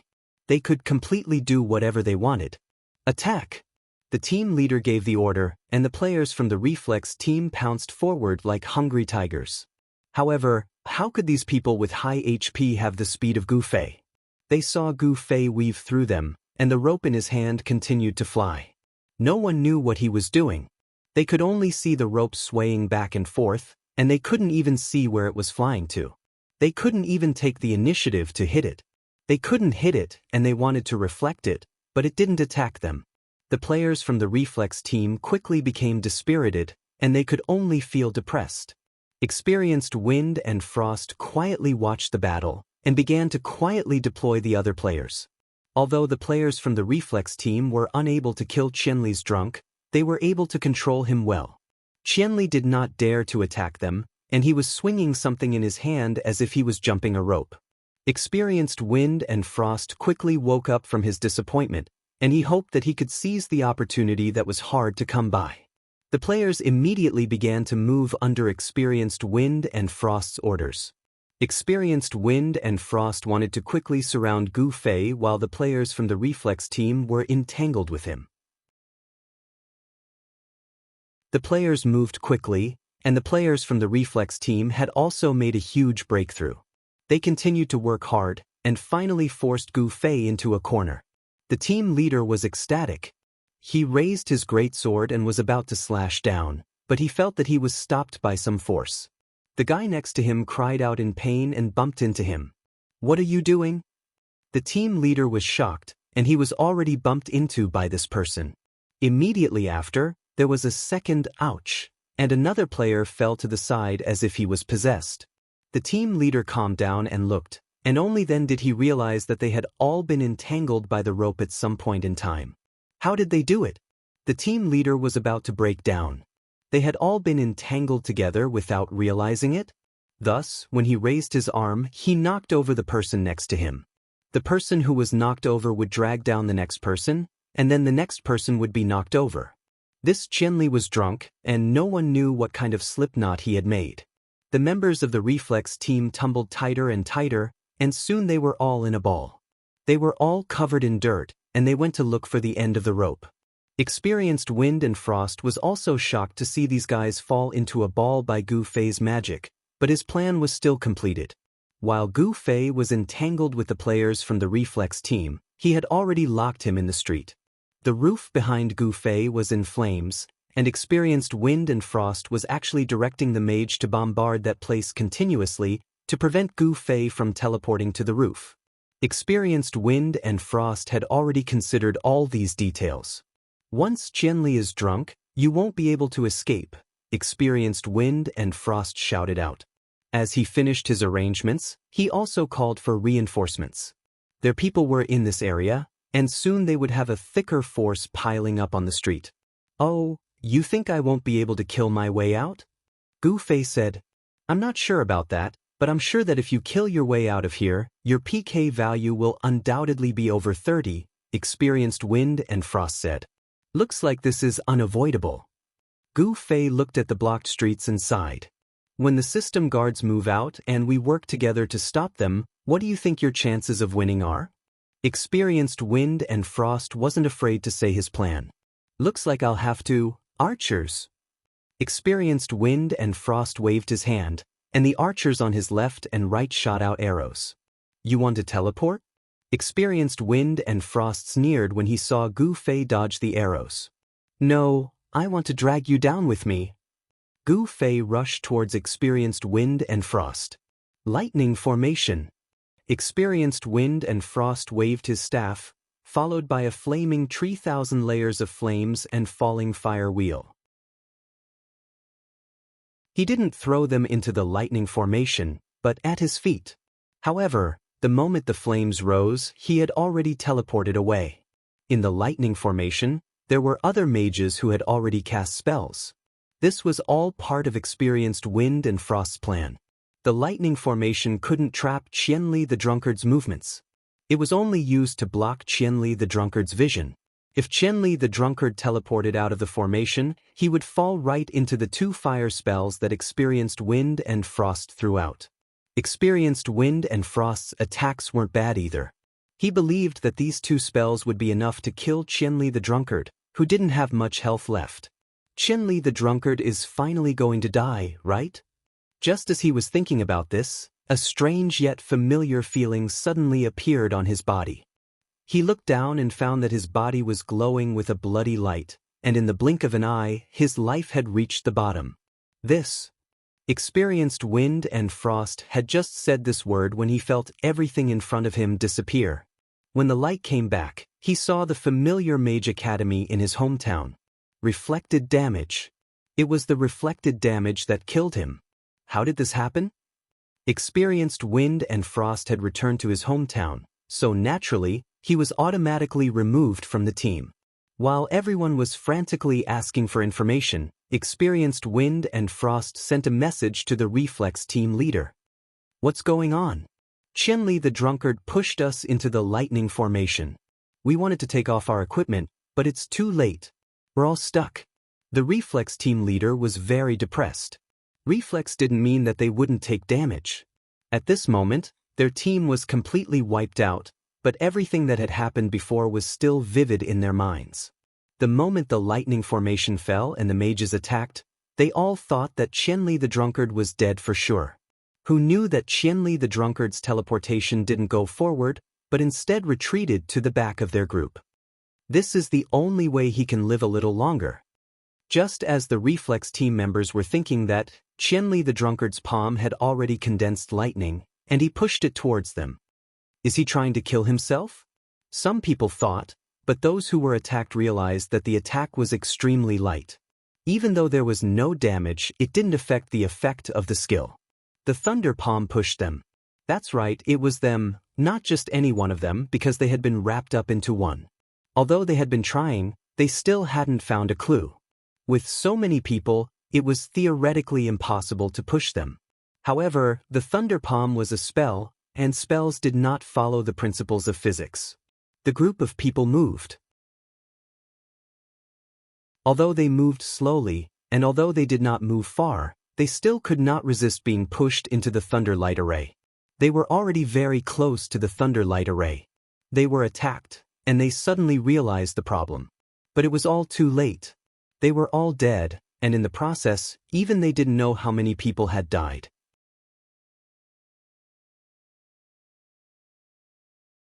Chapter 896. Weathered Frost was puzzled, very puzzled. Even if the Reflection team members were pushed into the lightning formation, he shouldn't have died. That was because the Reflection team wouldn't reflect long-range attacks. Weathered Frost and the others naturally had a detailed understanding of the setting of this attribute.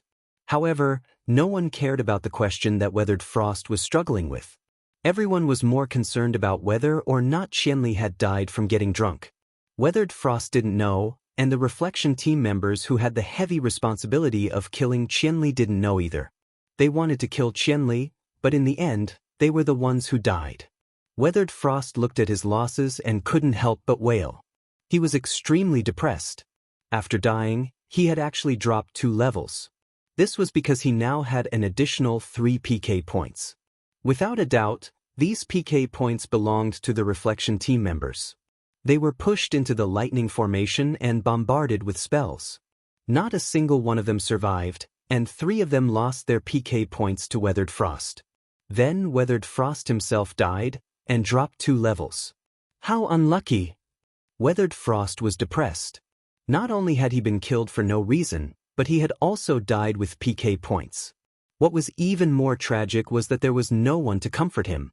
All the important figures could think of was to find out how the plan had failed and whether Qianli had died after getting drunk or not. Qianli hadn't died from getting drunk? Weathered Frost also wanted to know. He gritted his teeth and wanted to know. He hurriedly contacted the players present, but the result was even more depressing. 1,000 Miles Drunk didn't die.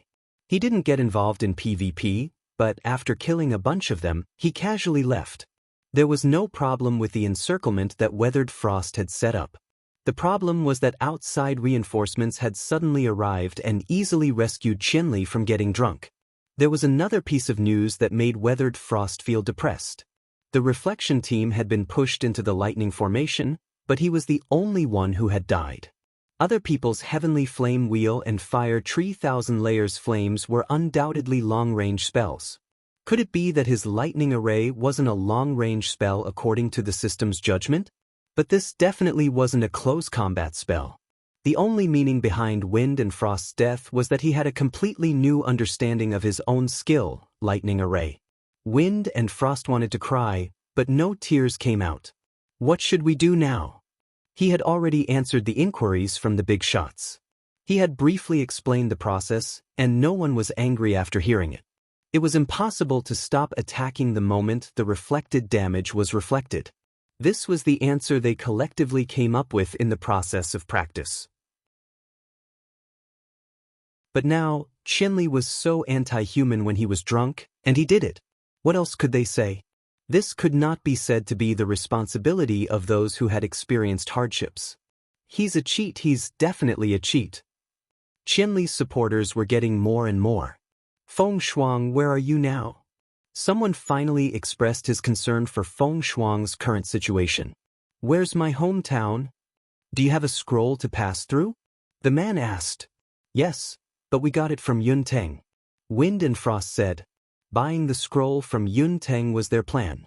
They purposely asked for 20 scrolls with the same coordinates, and made it look like they had gathered a group of people to reach Cloud City together.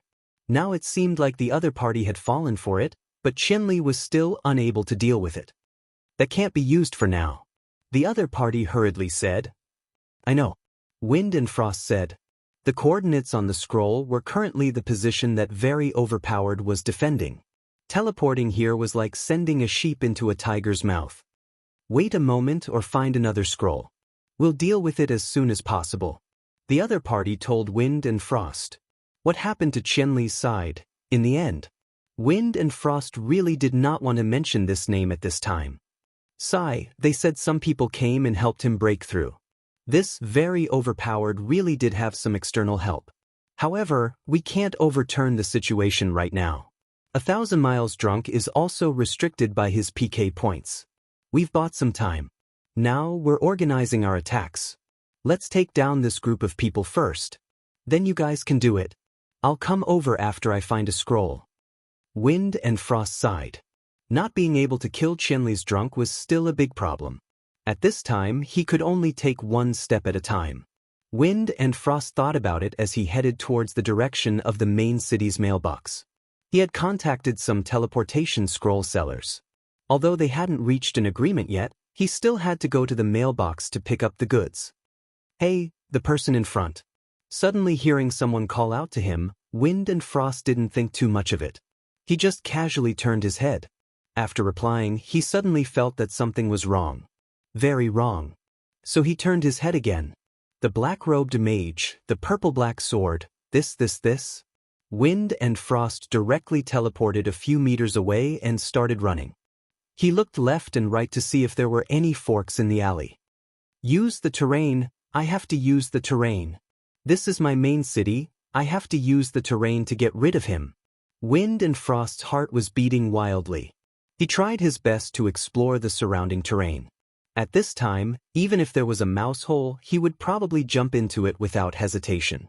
Gu Fei was left a few meters behind, but he wasn't worried at all. Teleportation was useless. The opponent was just a normal mage, or rather, a normal mage. In terms of movement speed, the difference between them was like heaven and earth. It was only a matter of time before he caught up. Gu Fei chased after him with large strides. Wind and Frost ran while looking back from time to time. He saw Qianli closing in on him in a drunken state, but he couldn't find any terrain that he could use. Just as he was panicking and didn't know what to do, he suddenly saw a familiar face in front of him. Wind and Frost froze for a moment, then suddenly became ecstatic. What was this place? This was his hometown. Was being familiar with the terrain his only advantage? Of course not. This city was filled with his friends, his acquaintances. Qiao Qi! Wind and Frost shouted as he thought of this. The acquaintance looked over when he heard the voice. Seeing Wind and Frost, he immediately laughed. Wind and Frost, why are you running? Help me, I'm being chased. Wind and Frost shouted. Are you kidding me? Qiao Qi's full name was Qiao Qi Qiao. She was an assassin. Although she wasn't at the top of the world rankings, she was still a famous expert in this main city. At this time, she was leading a dozen people and was about to form a party to level up. But then she saw Wind and Frost frantically shouting for help. Qiao Qi Qiao didn't believe it at all. Wind and Frost was an important figure in their guild. He was very popular in their main city. Who would be so blind as to cause trouble for him? But in the next second, Qiao Qi Qiao realized that this wasn't a joke. Wind and Frost was running in panic, but there really was a person leisurely chasing after him. Why was it leisurely? It was because that person's speed was completely disproportionate to Wind and Frost. He casually ran and caught up. How could he not be leisurely? Wind and Frost, come here. Qiao Qi Qiao's expression immediately became serious. He was a great master who had experienced hardships, but now he was being chased all over the street, screaming without any grace at all. This guy who was chasing him naturally had a powerful background. But in their main city, who could reach this level? Qiao Qi Qiao couldn't think of anyone. And this person that was getting closer and closer, Qiao Qi Qiao was also sure that she didn't know him. This was strange. She couldn't say that she was familiar with all the famous experts in the main city, but she had at least seen them face to face before. Who was this person? Be careful, it's Qianli drunk. Wind and Frost gave her the answer. Qianli drunk? Qiao Qi Qiao was puzzled.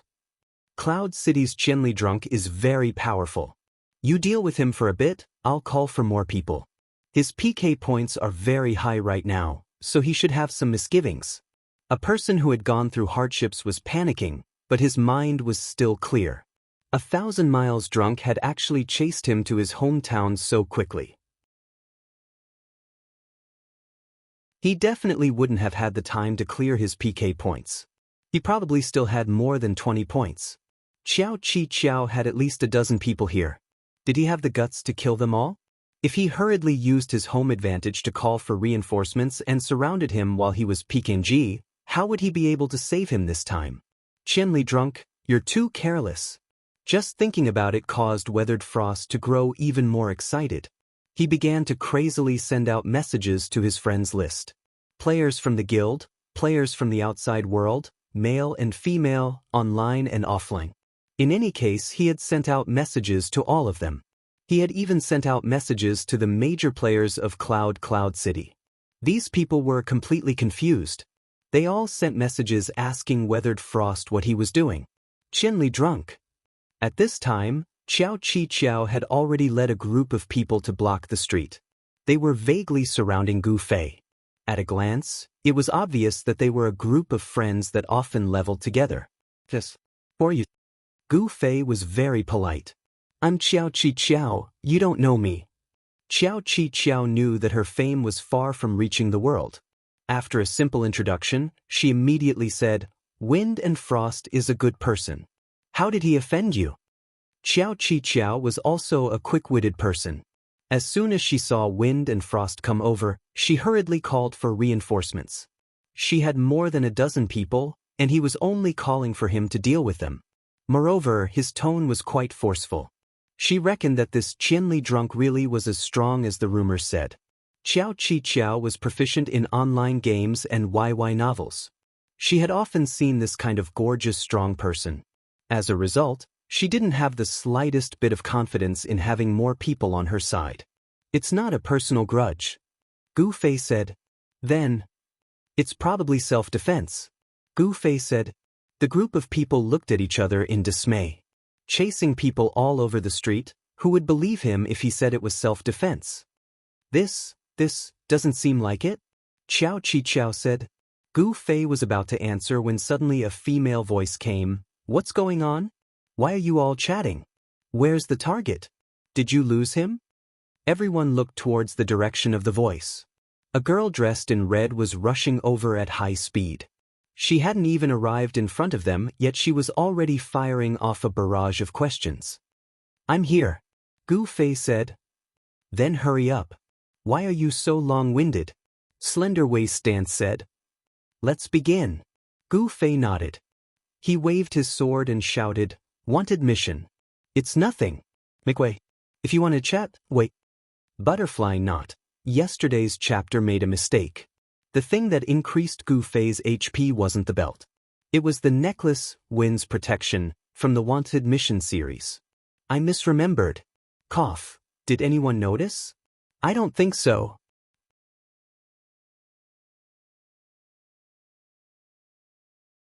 Chapter 897. Frost, is this a wanted quest? Qiao Qiqiao turned around and asked Frost. Drunk Qianli's passion for wanted quests was world famous, but Qiao Qiqiao didn't understand why he would come all the way here. However, wanted quests were also set up by the system, so there was no enmity between players. Of course, enmity between players was a different matter. Wanted quest my ass. If he wanted to hunt me down, why would he need help? Frost saw through the crux of the matter. If drunk Qianli really wanted to hunt him down, he alone was more than enough. Why would he need help from a woman? This red-clothed thief looked very valiant. She was probably the Slender Waist Dance who was said to have a good relationship with drunk Qianli. The situation was clear. Drunk Qianli used the wanted quest to lock onto his coordinates, and then Slender Waist Dance delivered the fatal blow. The wanted quest was just a way for them to track his position. He saw through it. Slender Waist Dance said, Then I can only admit it. But I said the wanted quest was for everyone's good. Gu Fei said, Oh. Qiao Qiqiao was still trying to buy time. Because no one wants to drop a level. Gu Fei said, Arrogant. Qiao Qiqiao thought this, but she said, That's true. Then how about we stop fighting and go home? Yeah, you go home. Gu Fei said. Everyone go home. Qiao Qiqiao laughed. Wasting time was getting more and more pointless. What nonsense are you talking about? Slender Waist Dance finally couldn't hold it in anymore. She pulled out her dagger and rushed out. You don't have enough PK points, right? Leave this to me. I can still deal with a few. Gu Fei checked his PK points and said, Don't run. Huh, how is he going to run? Fly. Slender Waist Dance laughed. In her eyes, Frost's speed was nothing. She could even run a few hundred meters. At this time, Feng Shuang, who had experienced many hardships, was somewhat embarrassed. How he wanted to take advantage of Qiao Qiqiao's help to block the attack and escape. But doing so would be too dishonorable. He was too ashamed to do such a thing. He could only grit his teeth and roar, Let's do it. After saying that, he took 2 steps forward and waved his staff. Gu Fei immediately reminded Slim Waist Dancer, Be careful of his skill. That skill was, of course, referring to the lightning array. Gu Fei had already explained the characteristics of this skill to her when she brought the Slender Waist Dance along. Don't block my way. Slim Waist Dance yelled and used her best move, sprinting and changing direction. Qiao Qiqiao was a main city-level expert, but her companions were all average players. Some were good, some were average, and some were bad. There was a huge gap between them and Slender Waist Dancer. After Slender Waist Dance ran in a zigzag line, she stabbed 3 people. The 3 people's faces were pale. Clearly, they had never seen a player with such high damage. Today was an eye-opener. In terms of movement speed in the game, other than Blink, Swift Waist Dance was the best. Even Wind and Frost's Thunder Array was left behind by her. Clearly, even an expert like Wind and Frost had underestimated Thin Waist Dance's speed. The formation that Xiao Qiqiao and her companions had set up didn't do much to stop her. They were already lucky that they didn't die in the process. Just like that, Slender Waist Dance ran in front of Feng Shuang and stabbed him with her sword. Feng Shuang staggered and almost fell to the ground. Looks like you alone are enough. Gu Fei's opponent also wanted to stop her, but he teleported over and stood beside Slender Waist Dance in front of Feng Shuang. Nonsense. I only brought you here to show me the way. Slender Waist Dance wasn't very proud. She had only killed a mage, so what? Slender Waist brandished the knife and was about to stab Feng Shuang, but Gu Fei suddenly grabbed her wrist. What? Slender Waist Dance asked. There's PK value. You drop 2 levels at once. If you drop more, you'll be level 39. It's quite pitiful. Gu Fei said. You can't do it? Stop messing around. Who in this world has killed more people than you? Who knows how many people you've killed have dropped below level 40? Slender Waist Dance said. The situation is different. There's no need. Gu Fei said. Then what do we do? Slender Waist Dance said. Go to jail. Gu Fei waved his hand and left with Feng Shuang's astonished gaze. Slender Waist Dance was flustered and exasperated. Then why did I come here? You insisted on coming. Gu Fei said. Slender Waist Dance had heard that Gu Fei was going to run to a distant city to kill a target. She felt that it was very exciting and insisted on coming. Xiao Qiqiao's team was in a daze. They had wanted to help, but they didn't seem to be able to do anything. The 2 people in front of them had casually passed through their obstructions. Feng Shuang was killed just like that. They didn't even get to say goodbye. The only thing they could be happy about was that it really was a bounty quest in the end. He didn't need to drop below level 40. Xiao Qiqiao even sent a message to Feng Shuang, but she couldn't contact him. This meant that this was the truth. But now, what should they do? Take revenge for Feng Shuang or, let's go. Xiao Qiqiao was still in a daze when she saw Qianli wave his hand and leave with that woman. This. Xiao Qiqiao was dumbstruck.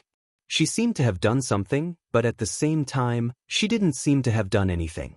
Just what was going on? Gu Fei left, but he wasn't in a hurry to return to Cloud City. At this time, his PK points were quite high. It was rare for him to come to a city, so it was only natural for him to clear them. At this time, the scene in Cloud City was completely different. Sword Without Oath was desperately defending the city, but in the end, the number of people was decreasing. He didn't know about Gu Fei causing a ruckus outside.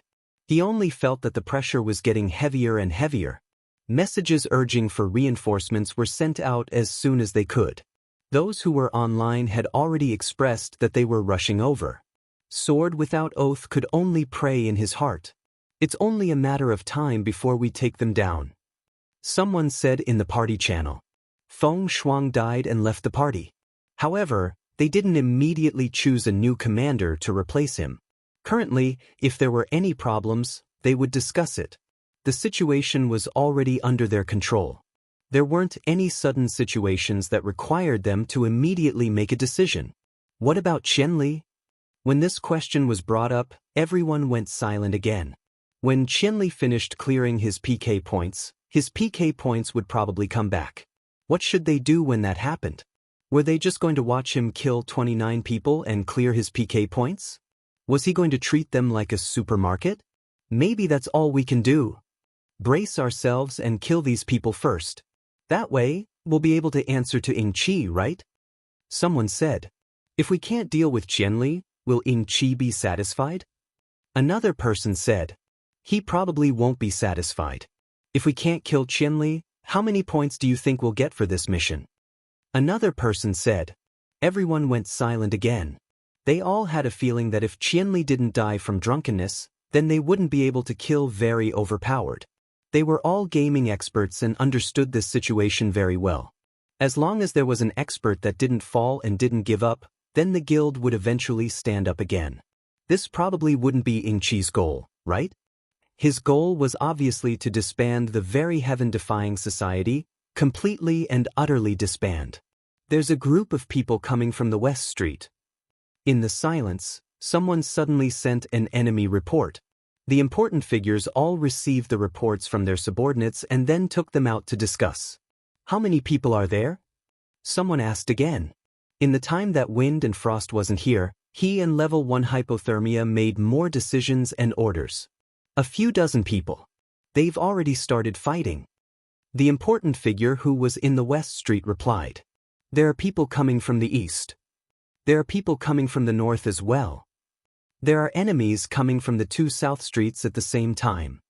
Wait, there are people coming from the east. West, north. News of the same kind suddenly came in one after another. The important figures were at a loss. They even suspected that it was because their subordinates were mixed together, so they made repeated reports about the same place. But in reality, their arrangements for this mission had consciously prevented this kind of situation from happening. Since the start of the battle, there hadn't been any repeated reports. But what was going on now? Why were there suddenly so many people? With just a casual estimate, one could tell that this number was already much more than the number of heaven-defying people. Very overpowered? Could there be some hidden allies? Someone was surprised. That's impossible. We've already fully understood the situation of Cloud City's forces. Let's not talk about that. What's the situation now? They're coming at us fiercely. They have more people than us. I can't hold them off much longer. Someone shouted. I'm in danger too. Bad news came one after another. Many streets couldn't hold on any longer. And Sword of No Oath and the others who were originally trapped in the middle had finally arrived. They immediately turned from defense to offense and actively responded to the outside reinforcements. The situation isn't right. Very wrong. Level 1 Hypothermia said. We have to retreat. Someone strongly supported this view. Scrolls? Breakout? Someone asked. Let's try breaking out of the encirclement first. Someone suggested. It wasn't a good idea to keep using these scrolls. In the blink of an eye, the 20,000 gold given by Ying Qi was almost all used up. Yet, they still hadn't seen any progress in their mission. Instead, they were losing people one after another. Did they block all the streets? Someone asked. Sigh, we shouldn't have called back our scouts. Someone was annoyed. After their plan to kill Qianli's drunk failed, they cherished the small amount of time they had gained from the sacrifice of more than 20 people. They gathered all their members and wanted to eliminate the enemy as soon as possible. The strengthening of their members was quite obvious, but they didn't expect the enemy to suddenly have so many reinforcements. Based on the information they received, it was obvious that they were being attacked from both inside and outside. Wait, your people should coordinate with mine. Those on the east side, come to XXX Street. There's no one here yet. The south side is completely blocked. Is there anyone with a weaker defense? There were many voices in the team channel. Everyone was trying to find a way to break out of the encirclement. However, following the sound of a system notification, a person was automatically removed from the team. Everyone finally realized that the severity of the situation was beyond their imagination. Even experts of their level could die in the chaos if they weren't careful. I'm teleporting. Someone in the team shouted. Teleportation wasn't just a method of retreat. It also meant that they wouldn't be able to provide any reinforcements to the enemy. Sending a message was also a kind gesture. I'm teleporting too. I'm teleporting too. Voices came one after another. As they teleported, their overall strength would decrease. For the remaining people, the burden would increase. However, who could care about others now? The later they teleported, the more dangerous the situation would be. The mass teleportation of hundreds of people was also a rare sight. At this time, Unsworn Sword was leading his group to vent their anger. Seeing that the other party had collectively fled, he felt extremely regretful. He had thought that the time to reap a huge profit had finally arrived. Who would have thought that this group of wealthy guests would actually use such a heroic method like teleportation scrolls? Those that could be interrupted were naturally interrupted. Those that could not be interrupted were left with no choice. Under Unsworn Sword's command, he mercilessly slaughtered the remaining pitiful players. When he saw Gu Xiaoshang leading the team, he happily went up. "Xiaoshang, you've come to save me." "You idiot, how did you end up like this?" Gu Xiaoshang said. "Don't mention it. The other side was prepared. That teleportation they set up was a trap." Unsworn Sword said. "Are our losses big?" "Not small. I hope we can get some compensation after this." Unsworn Sword said. Gu Xiaoshang was confused. Unsworn Sword immediately realized that he had misspoken. He didn't reveal to Gu Xiaoshang that he was scheming for these experts' equipment. He was standing up for Cloud City, standing up for an extremely overpowered friend. This was the image he put up in front of Gu Xiaoshang. "About that, we're killing these guys to avenge our fallen brothers." Unsworn Sword said. Gu Xiaoshang didn't ask any more and continued to lead his troops to fight. The two level 6 guilds had close to 2,000 people on the field. They had more people than their opponents, and their coordination was superior. The only difference was that they didn't have as many experts as the other side, but the other side's experts weren't as overpowered as Gu Fei, so what use was there? Reality proved that teleporting earlier was the wisest decision. The later they teleported, the more losses they would suffer. The big shots that escaped all contacted each other and compared their losses. Most of them lost half of their manpower. The big shots themselves also lost 8 people. Losing equipment was unavoidable with such a large number of casualties. Everyone was in despair. Just what kind of overpowered strength was this? Could it be that all the information they gathered was just a facade? Even now, the big shots still didn't know that they were fighting a muddled battle.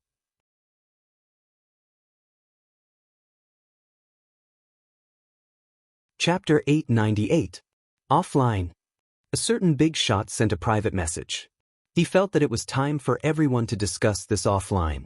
Unfortunately, he didn't get a reply. Unfortunately, the person who sent the message was someone who had unfortunately died twice in this crusade. He wasn't in a good mood at the moment, and he was annoyed at every message he saw. Of course, this person didn't just send one message. There were others who replied, but they were all listless and asking for the opinions of others.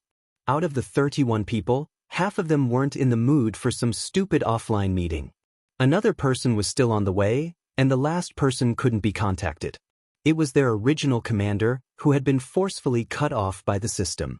Everyone knew that it was because he had been sent to the dungeon, and they were all at a loss. "I say, let's all go offline and have a chat." Hypothermia contacted everyone. He knew that everyone needed to calm down and comfort each other. Everyone was thinking about the setback that day in their respective cities. The more they thought about it, the more depressed they became. They had no place to talk about it. This offline meeting was actually a good thing. After all, they were all in the same boat. After spending a lot of effort, a bunch of people finally went offline and gathered together. The discussion group had been gathered for 10 minutes, but no one spoke. The atmosphere was lifeless. "I say." Hypothermia spoke. He had a lot of health, so he didn't die this time. He successfully teleported away, so he naturally felt better than those who had died. Most of those who died bravely still had PK points. One could imagine how they died. As long as they had 1 PK point, it was equivalent to 2 levels. "Everyone cheer up." Those who were still able to comfort them were basically those who had survived. Sigh. There were sighs everywhere. "We must get revenge." One of the brothers said angrily. This person was called Lemon Yellow, the king of tragedy among the 31 people. The first time he came, he was ambushed and killed. This time, he died again, and it was with PK points. He was the only one who had suffered the greatest loss. He had dropped 3 levels, and he was on the edge of the cliff of level 40.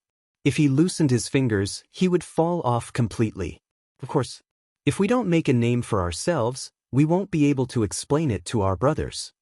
A big shot called Broom expressed his agreement seriously. Everyone understood what he was thinking. They had thought that this mission would be a profitable trip. Everyone had invited their best buddies and friends. Who knew that this would be the result? If he lost a level, he could at least take responsibility for it. Now that he had caused so many of his good friends to lose levels, he would be a little embarrassed to face them. This was especially so for those big shots who had dropped 2 or 3 levels. When they returned to the main city, they would be too embarrassed to greet people. I don't think there's any other way. Let's call for reinforcements. Everyone, call for reinforcements. Each of us will send 100 of them. Let's drown these heaven-defying fellows, someone suggested. 100 people, 25 scrolls, 50 scrolls for a round trip. Who said we have to teleport? We're not in a hurry this time. Everyone hurry up and walk. Let's set up a time and calculate our own route. We'll arrive at Cloud City together and register our accounts. If we don't flatten these heaven-defying fellows, we won't return to the city. Broom said. It seemed like he had already considered this matter carefully. This is too big of a commotion. The players in Cloud City won't come out to boycott us, right? Someone said. Why would they? The players in Cloud City will only hate the heaven-defying fellows more than us. Who knows, maybe they'll come out with us. Speaking of which, we should have contacted some of the powers in Cloud City. It's all because we were too confident. We thought that the heaven-defying fellows would be easy to deal with. Who knew that it would be so troublesome? This time, we'll set off while doing some public relations. I also have a few old friends in Cloud City. Even though we don't have much contact in the game, we can still talk to them. They can more or less help us. With this kind of relationship, I think all of our friends here have some, right? Everyone, let's move out together. Let's coordinate from the inside and outside. I don't believe that the heaven-defying fellows can be heaven-defying just because of Qianli's drunken fellows. Broom said. After a moment of silence in the group chat, someone suddenly said, Qianli's drunken fellows is indeed heaven-defying. All right, everyone knows. Broom was very annoyed. How could he not know that Qianli's drunken fellows' strength was heaven-defying? Saying that was just to look down on the enemy strategically and encourage everyone. In the end, there was someone who didn't understand the situation and wanted to tell the truth. Everyone, don't be impulsive. We still have some problems to solve. Low-temperature first class saw that this group of people had the intention of immediately gathering troops to return to Cloud City, so he quickly reminded them. What problems? This ambush. If the other side is a bit more skilled and saw through our plan, I think it's not incomprehensible. But today's process is a bit weird, right? Low-temperature first class said. Say it. The big shots who had been down together for a day had more or less understood each other. Who had more ideas and who was a bit more impatient, they were somewhat aware of such more intuitive characteristics.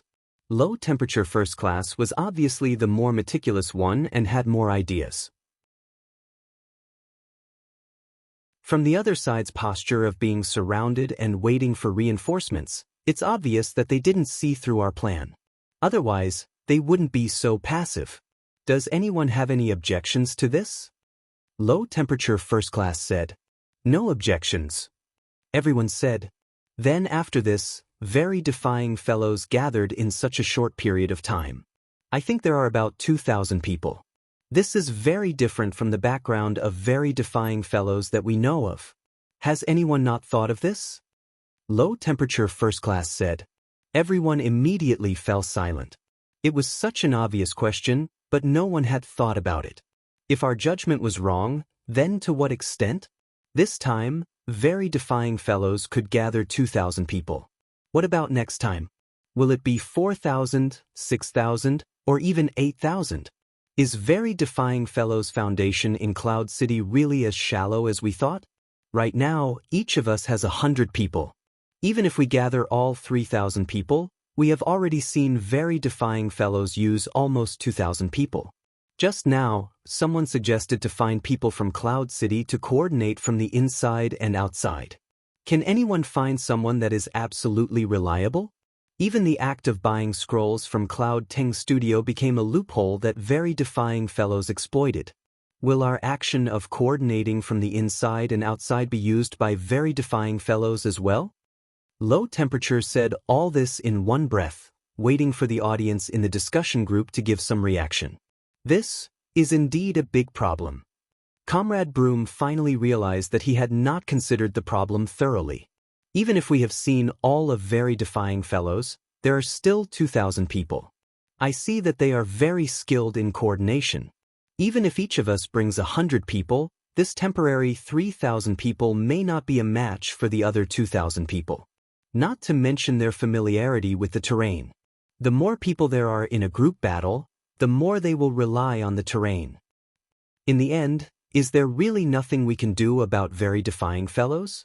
What do you think, Low Temperature? Broom felt that Low Temperature wasn't just analyzing the problem to let everyone see the reality. After analyzing so much, he should at least have some ideas. Forming an elite team. Low Temperature said. Elite team? That's right. Before, we always wanted to defeat very defying fellows in one go, but reality proved that before we thoroughly understand the depth of very defying fellows, it is too dangerous to do so. Because of this, we have suffered a lot of losses. So I suggest that we do not make such a big group operation. Everyone should each bring their own elite members to infiltrate Cloud City. Don't have any direct confrontation with them, just carry out scattered sneak attacks and assassinations. If you can't kill an expert like Qianli Drunk, then temporarily avoid him. Find the enemy's weakness and create panic and fear within their guild. Let the ordinary members of very defying fellows know that an expert like Qianli Drunk, not only can he not protect them, but he will also make them fall into this kind of situation where they are constantly being hunted. In this kind of situation, how can very defying fellows not disperse? After Low Temperature said so much, he went back and admired it himself. He felt that this policy was very correct. While waiting for everyone to respond, suddenly there was a system prompt. It was a system message from the discussion group. When he opened it, he saw that someone had applied to join. Name, Sandpaper.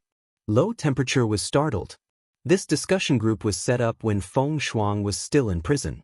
This time, Feng Shuang was still in prison and couldn't get the news, so he couldn't come.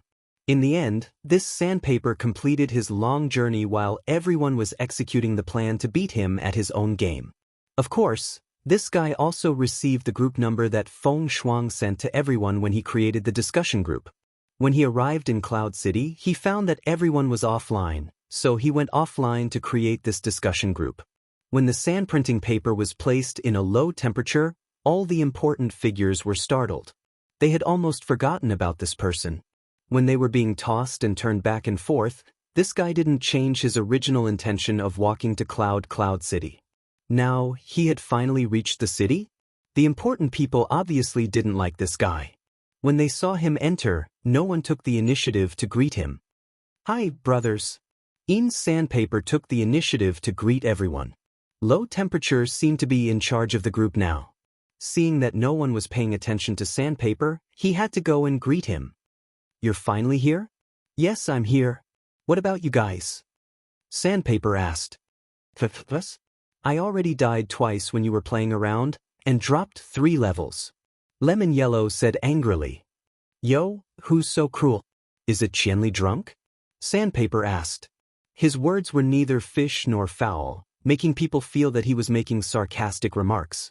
Lemon Yellow immediately became even angrier. What has this got to do with you? Didn't you say that you wouldn't participate in our group activities? It's not that I don't want to participate. I just haven't arrived yet. Sandpaper said. You still have the cheek to say that. Lemon Yellow roared. Sandpaper seemed to be calm. Now that I'm here, what's the next step? What's the next step? Low Temperature couldn't do anything about this person, so he could only copy and send the message he had just sent. After reading it, Sandpaper immediately said, Great minds think alike, I think so too. No matter what, Low Temperature was still very welcoming of people who supported him. That's why the people I brought this time are all marksmen and assassins. Sandpaper said. But there are still some details that need to be considered. For example, how do you recognize an extremely overpowered person? Even though we've come into contact with them twice, I don't think I have much of an impression of them just based on memory alone. If they don't wear their guild emblem, then it won't be easy to recognize them. For example, in the previous battle, those guys didn't wear their guild emblems. Low Temperature said. This old fox, Unsworn Sword, knew that his opponents weren't to be trifled with, so he intentionally made sure that the ambushers didn't wear their guild emblems. He didn't want to attract a bunch of enemies like an extremely overpowered person. If it wasn't for the fact that he was afraid of being seen by an extremely overpowered person, Unsworn Sword would have made a bunch of fake extremely overpowered badges to wear. His little bit of cleverness had already been seen through by the Han family young master, but unfortunately, that was exactly what he wanted Unsworn Sword to do. Unsworn Sword had once again fallen into someone's trap, but he still couldn't help but feel proud. Everyone just has to do their best. Sandpaper said. Sandpaper, you seem very confident. What method do you have to share with everyone? Low Temperature said. Ugh, you said before that they don't wear their guild emblems, so doesn't that eliminate the people who do? If you compare their classes and levels, you can eliminate a few. Then pay attention to the faces that you've met before. These people and their companions could all be clues. Sandpaper said. I thought it was some good method. Lemon Yellow still didn't like Sandpaper. There are heroic methods, but I'm afraid you don't have the guts. Sandpaper said. I'm angrier than anyone right now. What wouldn't I have the guts to do? Lemon Yellow said. If you stand on the streets and yell for an extremely overpowered person to come out, who knows, maybe a few of them will come out for you to kill. Sandpaper said. Lemon Yellow was furious. This method was indeed possible in theory, and it was extremely heroic, but the problem was that he really didn't have the guts. He already said that he wouldn't make a big fuss this time, but in the end he ran out arrogantly. He wasn't going to kill anyone, he was going to die. Low Temperature thought for a moment and said, I suggest that we split the operation into 2 steps. The first step is to completely confirm the identity of the extremely overpowered player. We'll use their level, class, and any other clues we can use. Then, we'll exchange information with each other. Once we have a complete grasp of the information, we'll proceed to the next step. How about that? That's right. That's more reliable. Let's make it a separate step. That'll make things a lot easier. For example, we can buy some people to help us identify the person. Sandpaper said.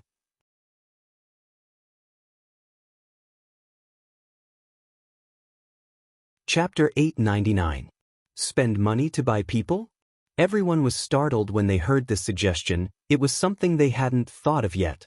It's just helping to find someone. There's no risk and no burden. I think a lot of people would be willing. Sandpaper said. This kind of person? First Hypothermia thought for a bit. Maybe In-Chi can provide us. Suddenly mentioning In-Chi's name again, the big shots in the discussion group suddenly felt a bit uncomfortable. At this moment, not many people were still thinking about In-Chi's reward. In the process of the crusade, they had lost countless brothers. This had changed their attitude towards very defiant from active attack to passive revenge. Everyone felt guilty towards their brothers. They could give up on the promised reward from In-Chi. This was something they could do, but no one could face their friends who had dropped a level after that. Now that In-Chi's name suddenly appeared, many people finally realized their original intentions. They all felt like they were in a dream. Of course we should find In-Chi. Sandpaper, who had just arrived and had just started working, obviously didn't feel this way. He was still thinking about In-Chi's reward. Does anyone have any opinions? First Hypothermia didn't think of himself as the boss. He democratically asked for everyone's opinion. Most of the people didn't have any ideas, and First Hypothermia's analysis and Sandpaper's idea was indeed quite reliable. Even Lemon Yellow, who had a strong opinion on Sandpaper, had nothing to say. If there's no objections, then let's go online now. I'll contact In-Chi, or have you already contacted Sandpaper? Of course. Sandpaper said. Looks like even if we all quit and you're the only one left, you still have the confidence to do this? First Hypothermia was surprised that Sandpaper was prepared for everything. We'll only know after we try. Sandpaper said. I hope you get drunk when you meet Qianli. Lemon Yellow clenched his teeth and said. Although he hadn't actually faced Qianli drunk before, it was obvious that he had already treated meeting Qianli drunk as the fiercest curse. Don't worry, if I meet him, I'll run faster than a rabbit. Sandpaper said. Useless. Lemon Yellow said. You have a bright future. I wish you luck. If you have a future, you must not run away. You must get drunk and have a death match with Qianli. I support you in spirit, said Ink Sandpaper. With a system notification, Lemon Yellow exited the discussion group and returned to the game angrily. First Low Temperature could only smile bitterly. In the end, he said to the crowd, if no one has any objections, let's go back to the game and pick our own members who are good at sneak attacks and assassinations. Everyone can decide the number. How do we come to Cloud City? What do you guys think? Let's just use a scroll. Let's get there as soon as possible so that Ink Sandpaper won't be alone and helpless. After all, there were honest people everywhere. Thank you. Towards such a reasonable person, Ink Sandpaper's attitude was also very harmonious. Let's go back and register our household registration first so that we don't have to run back and forth again, someone said. Damn, can't you say something more auspicious? Hurry up and spit, spit, spit, spit, spit, spit. Immediately, someone was very dissatisfied with this brother's negative views. This is also just in case. Our people have always checked their residences along the way. Ink Sandpaper said. Everyone was relieved. At the same time, they realized that as long as no one argued, Ink Sandpaper's words were quite pleasant to listen to. First Low Temperature waited for a while. Seeing that no one had any objections, they finally came to a consensus. Then, everyone should go back to the game and prepare? If there are any problems, contact me again. Everyone said their goodbyes and returned to the game. They began to choose suitable people from their friends and family. But in the end, many of them were troubled. For example, First Low Temperature could find 20 agile players who were good at sneak attacks and assassinations. But what about himself? He was a tanky cleric who was slow. He couldn't do this job at all. Sneak attacks and assassinations didn't require a cleric. They were very mobile. If they couldn't win, they could just run. What was the point of having a cleric? Other than clerics, warriors and mages were also slightly embarrassed. They were all discussing in private. The team was formed, but what about ourselves? What should we do? Who knew? Everyone was getting more and more confused. At this time, in Cloud City, although Unsworn Sword was initially nervous after being surrounded, once reinforcements arrived, they immediately turned the situation around. In the end, the other side used a luxurious teleportation scroll to escape. These were peerless experts from a large number of main cities. Unsworn Sword thought in high spirits, completely forgetting that they had several times the number of people on their side. At this time, cleaning up the battlefield was quite rewarding.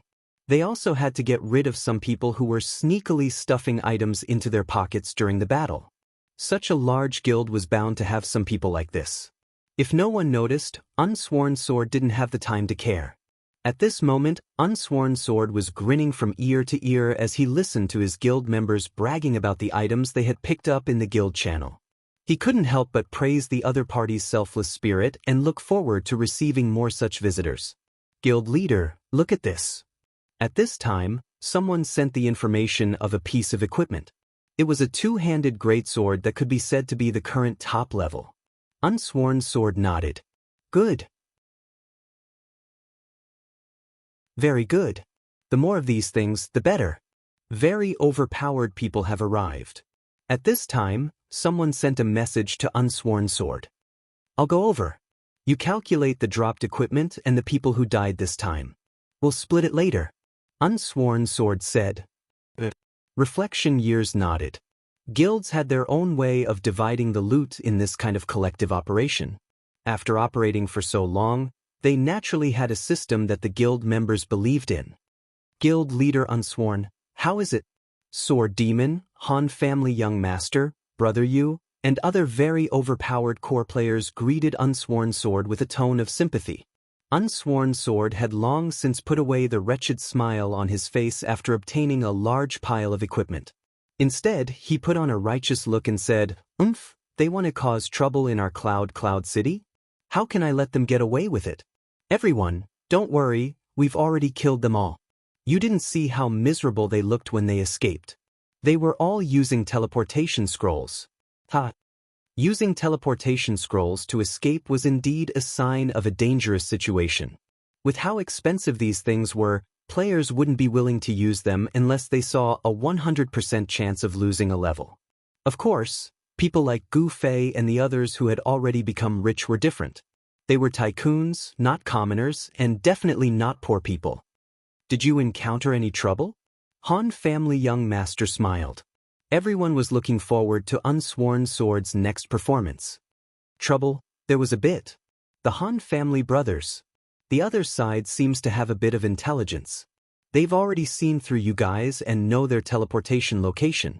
This time, they purposely used it as bait to lure you guys over to ambush them. Instead, they surrounded you from the outside. Unsworn Sword said. Really? That's terrible. Han family young master was shocked. After watching Unsworn Sword's performance, everyone looked at Han family young master. They felt that Han family young master was exaggerating a bit. After all, this guy wasn't suitable for this kind of pandering, especially for people like them who knew him inside out. Seeing Han family young master's reaction, they felt that he was still looking down on Unsworn Sword. Unsworn Sword didn't notice and continued, if you guys really came to defy the natural order, then it's going to be really bad.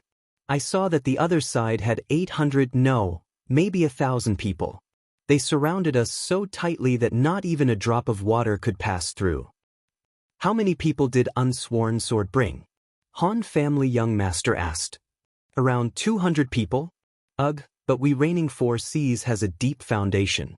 Plus we have a powerful group of friends and family like Kai Yunjian. 1,000 people is nothing. Amazing.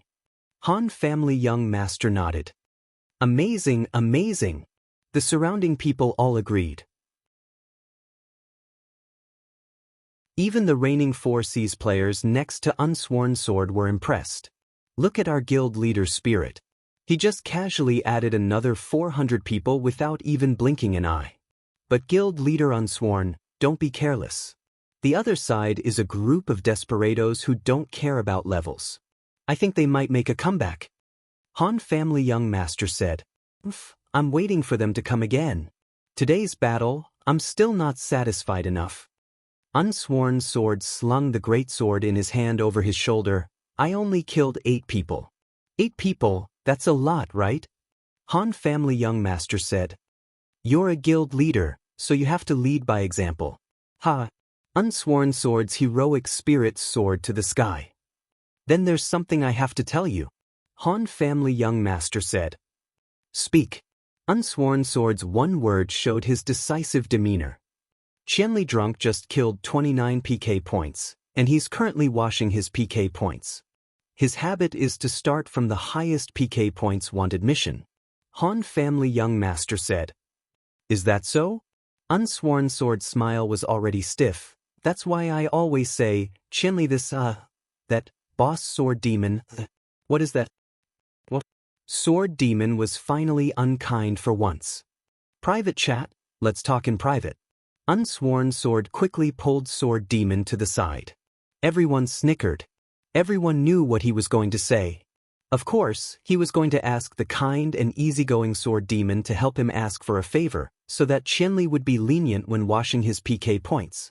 But in reality, everyone knew that Gu Fei wasn't in Cloud City at this time.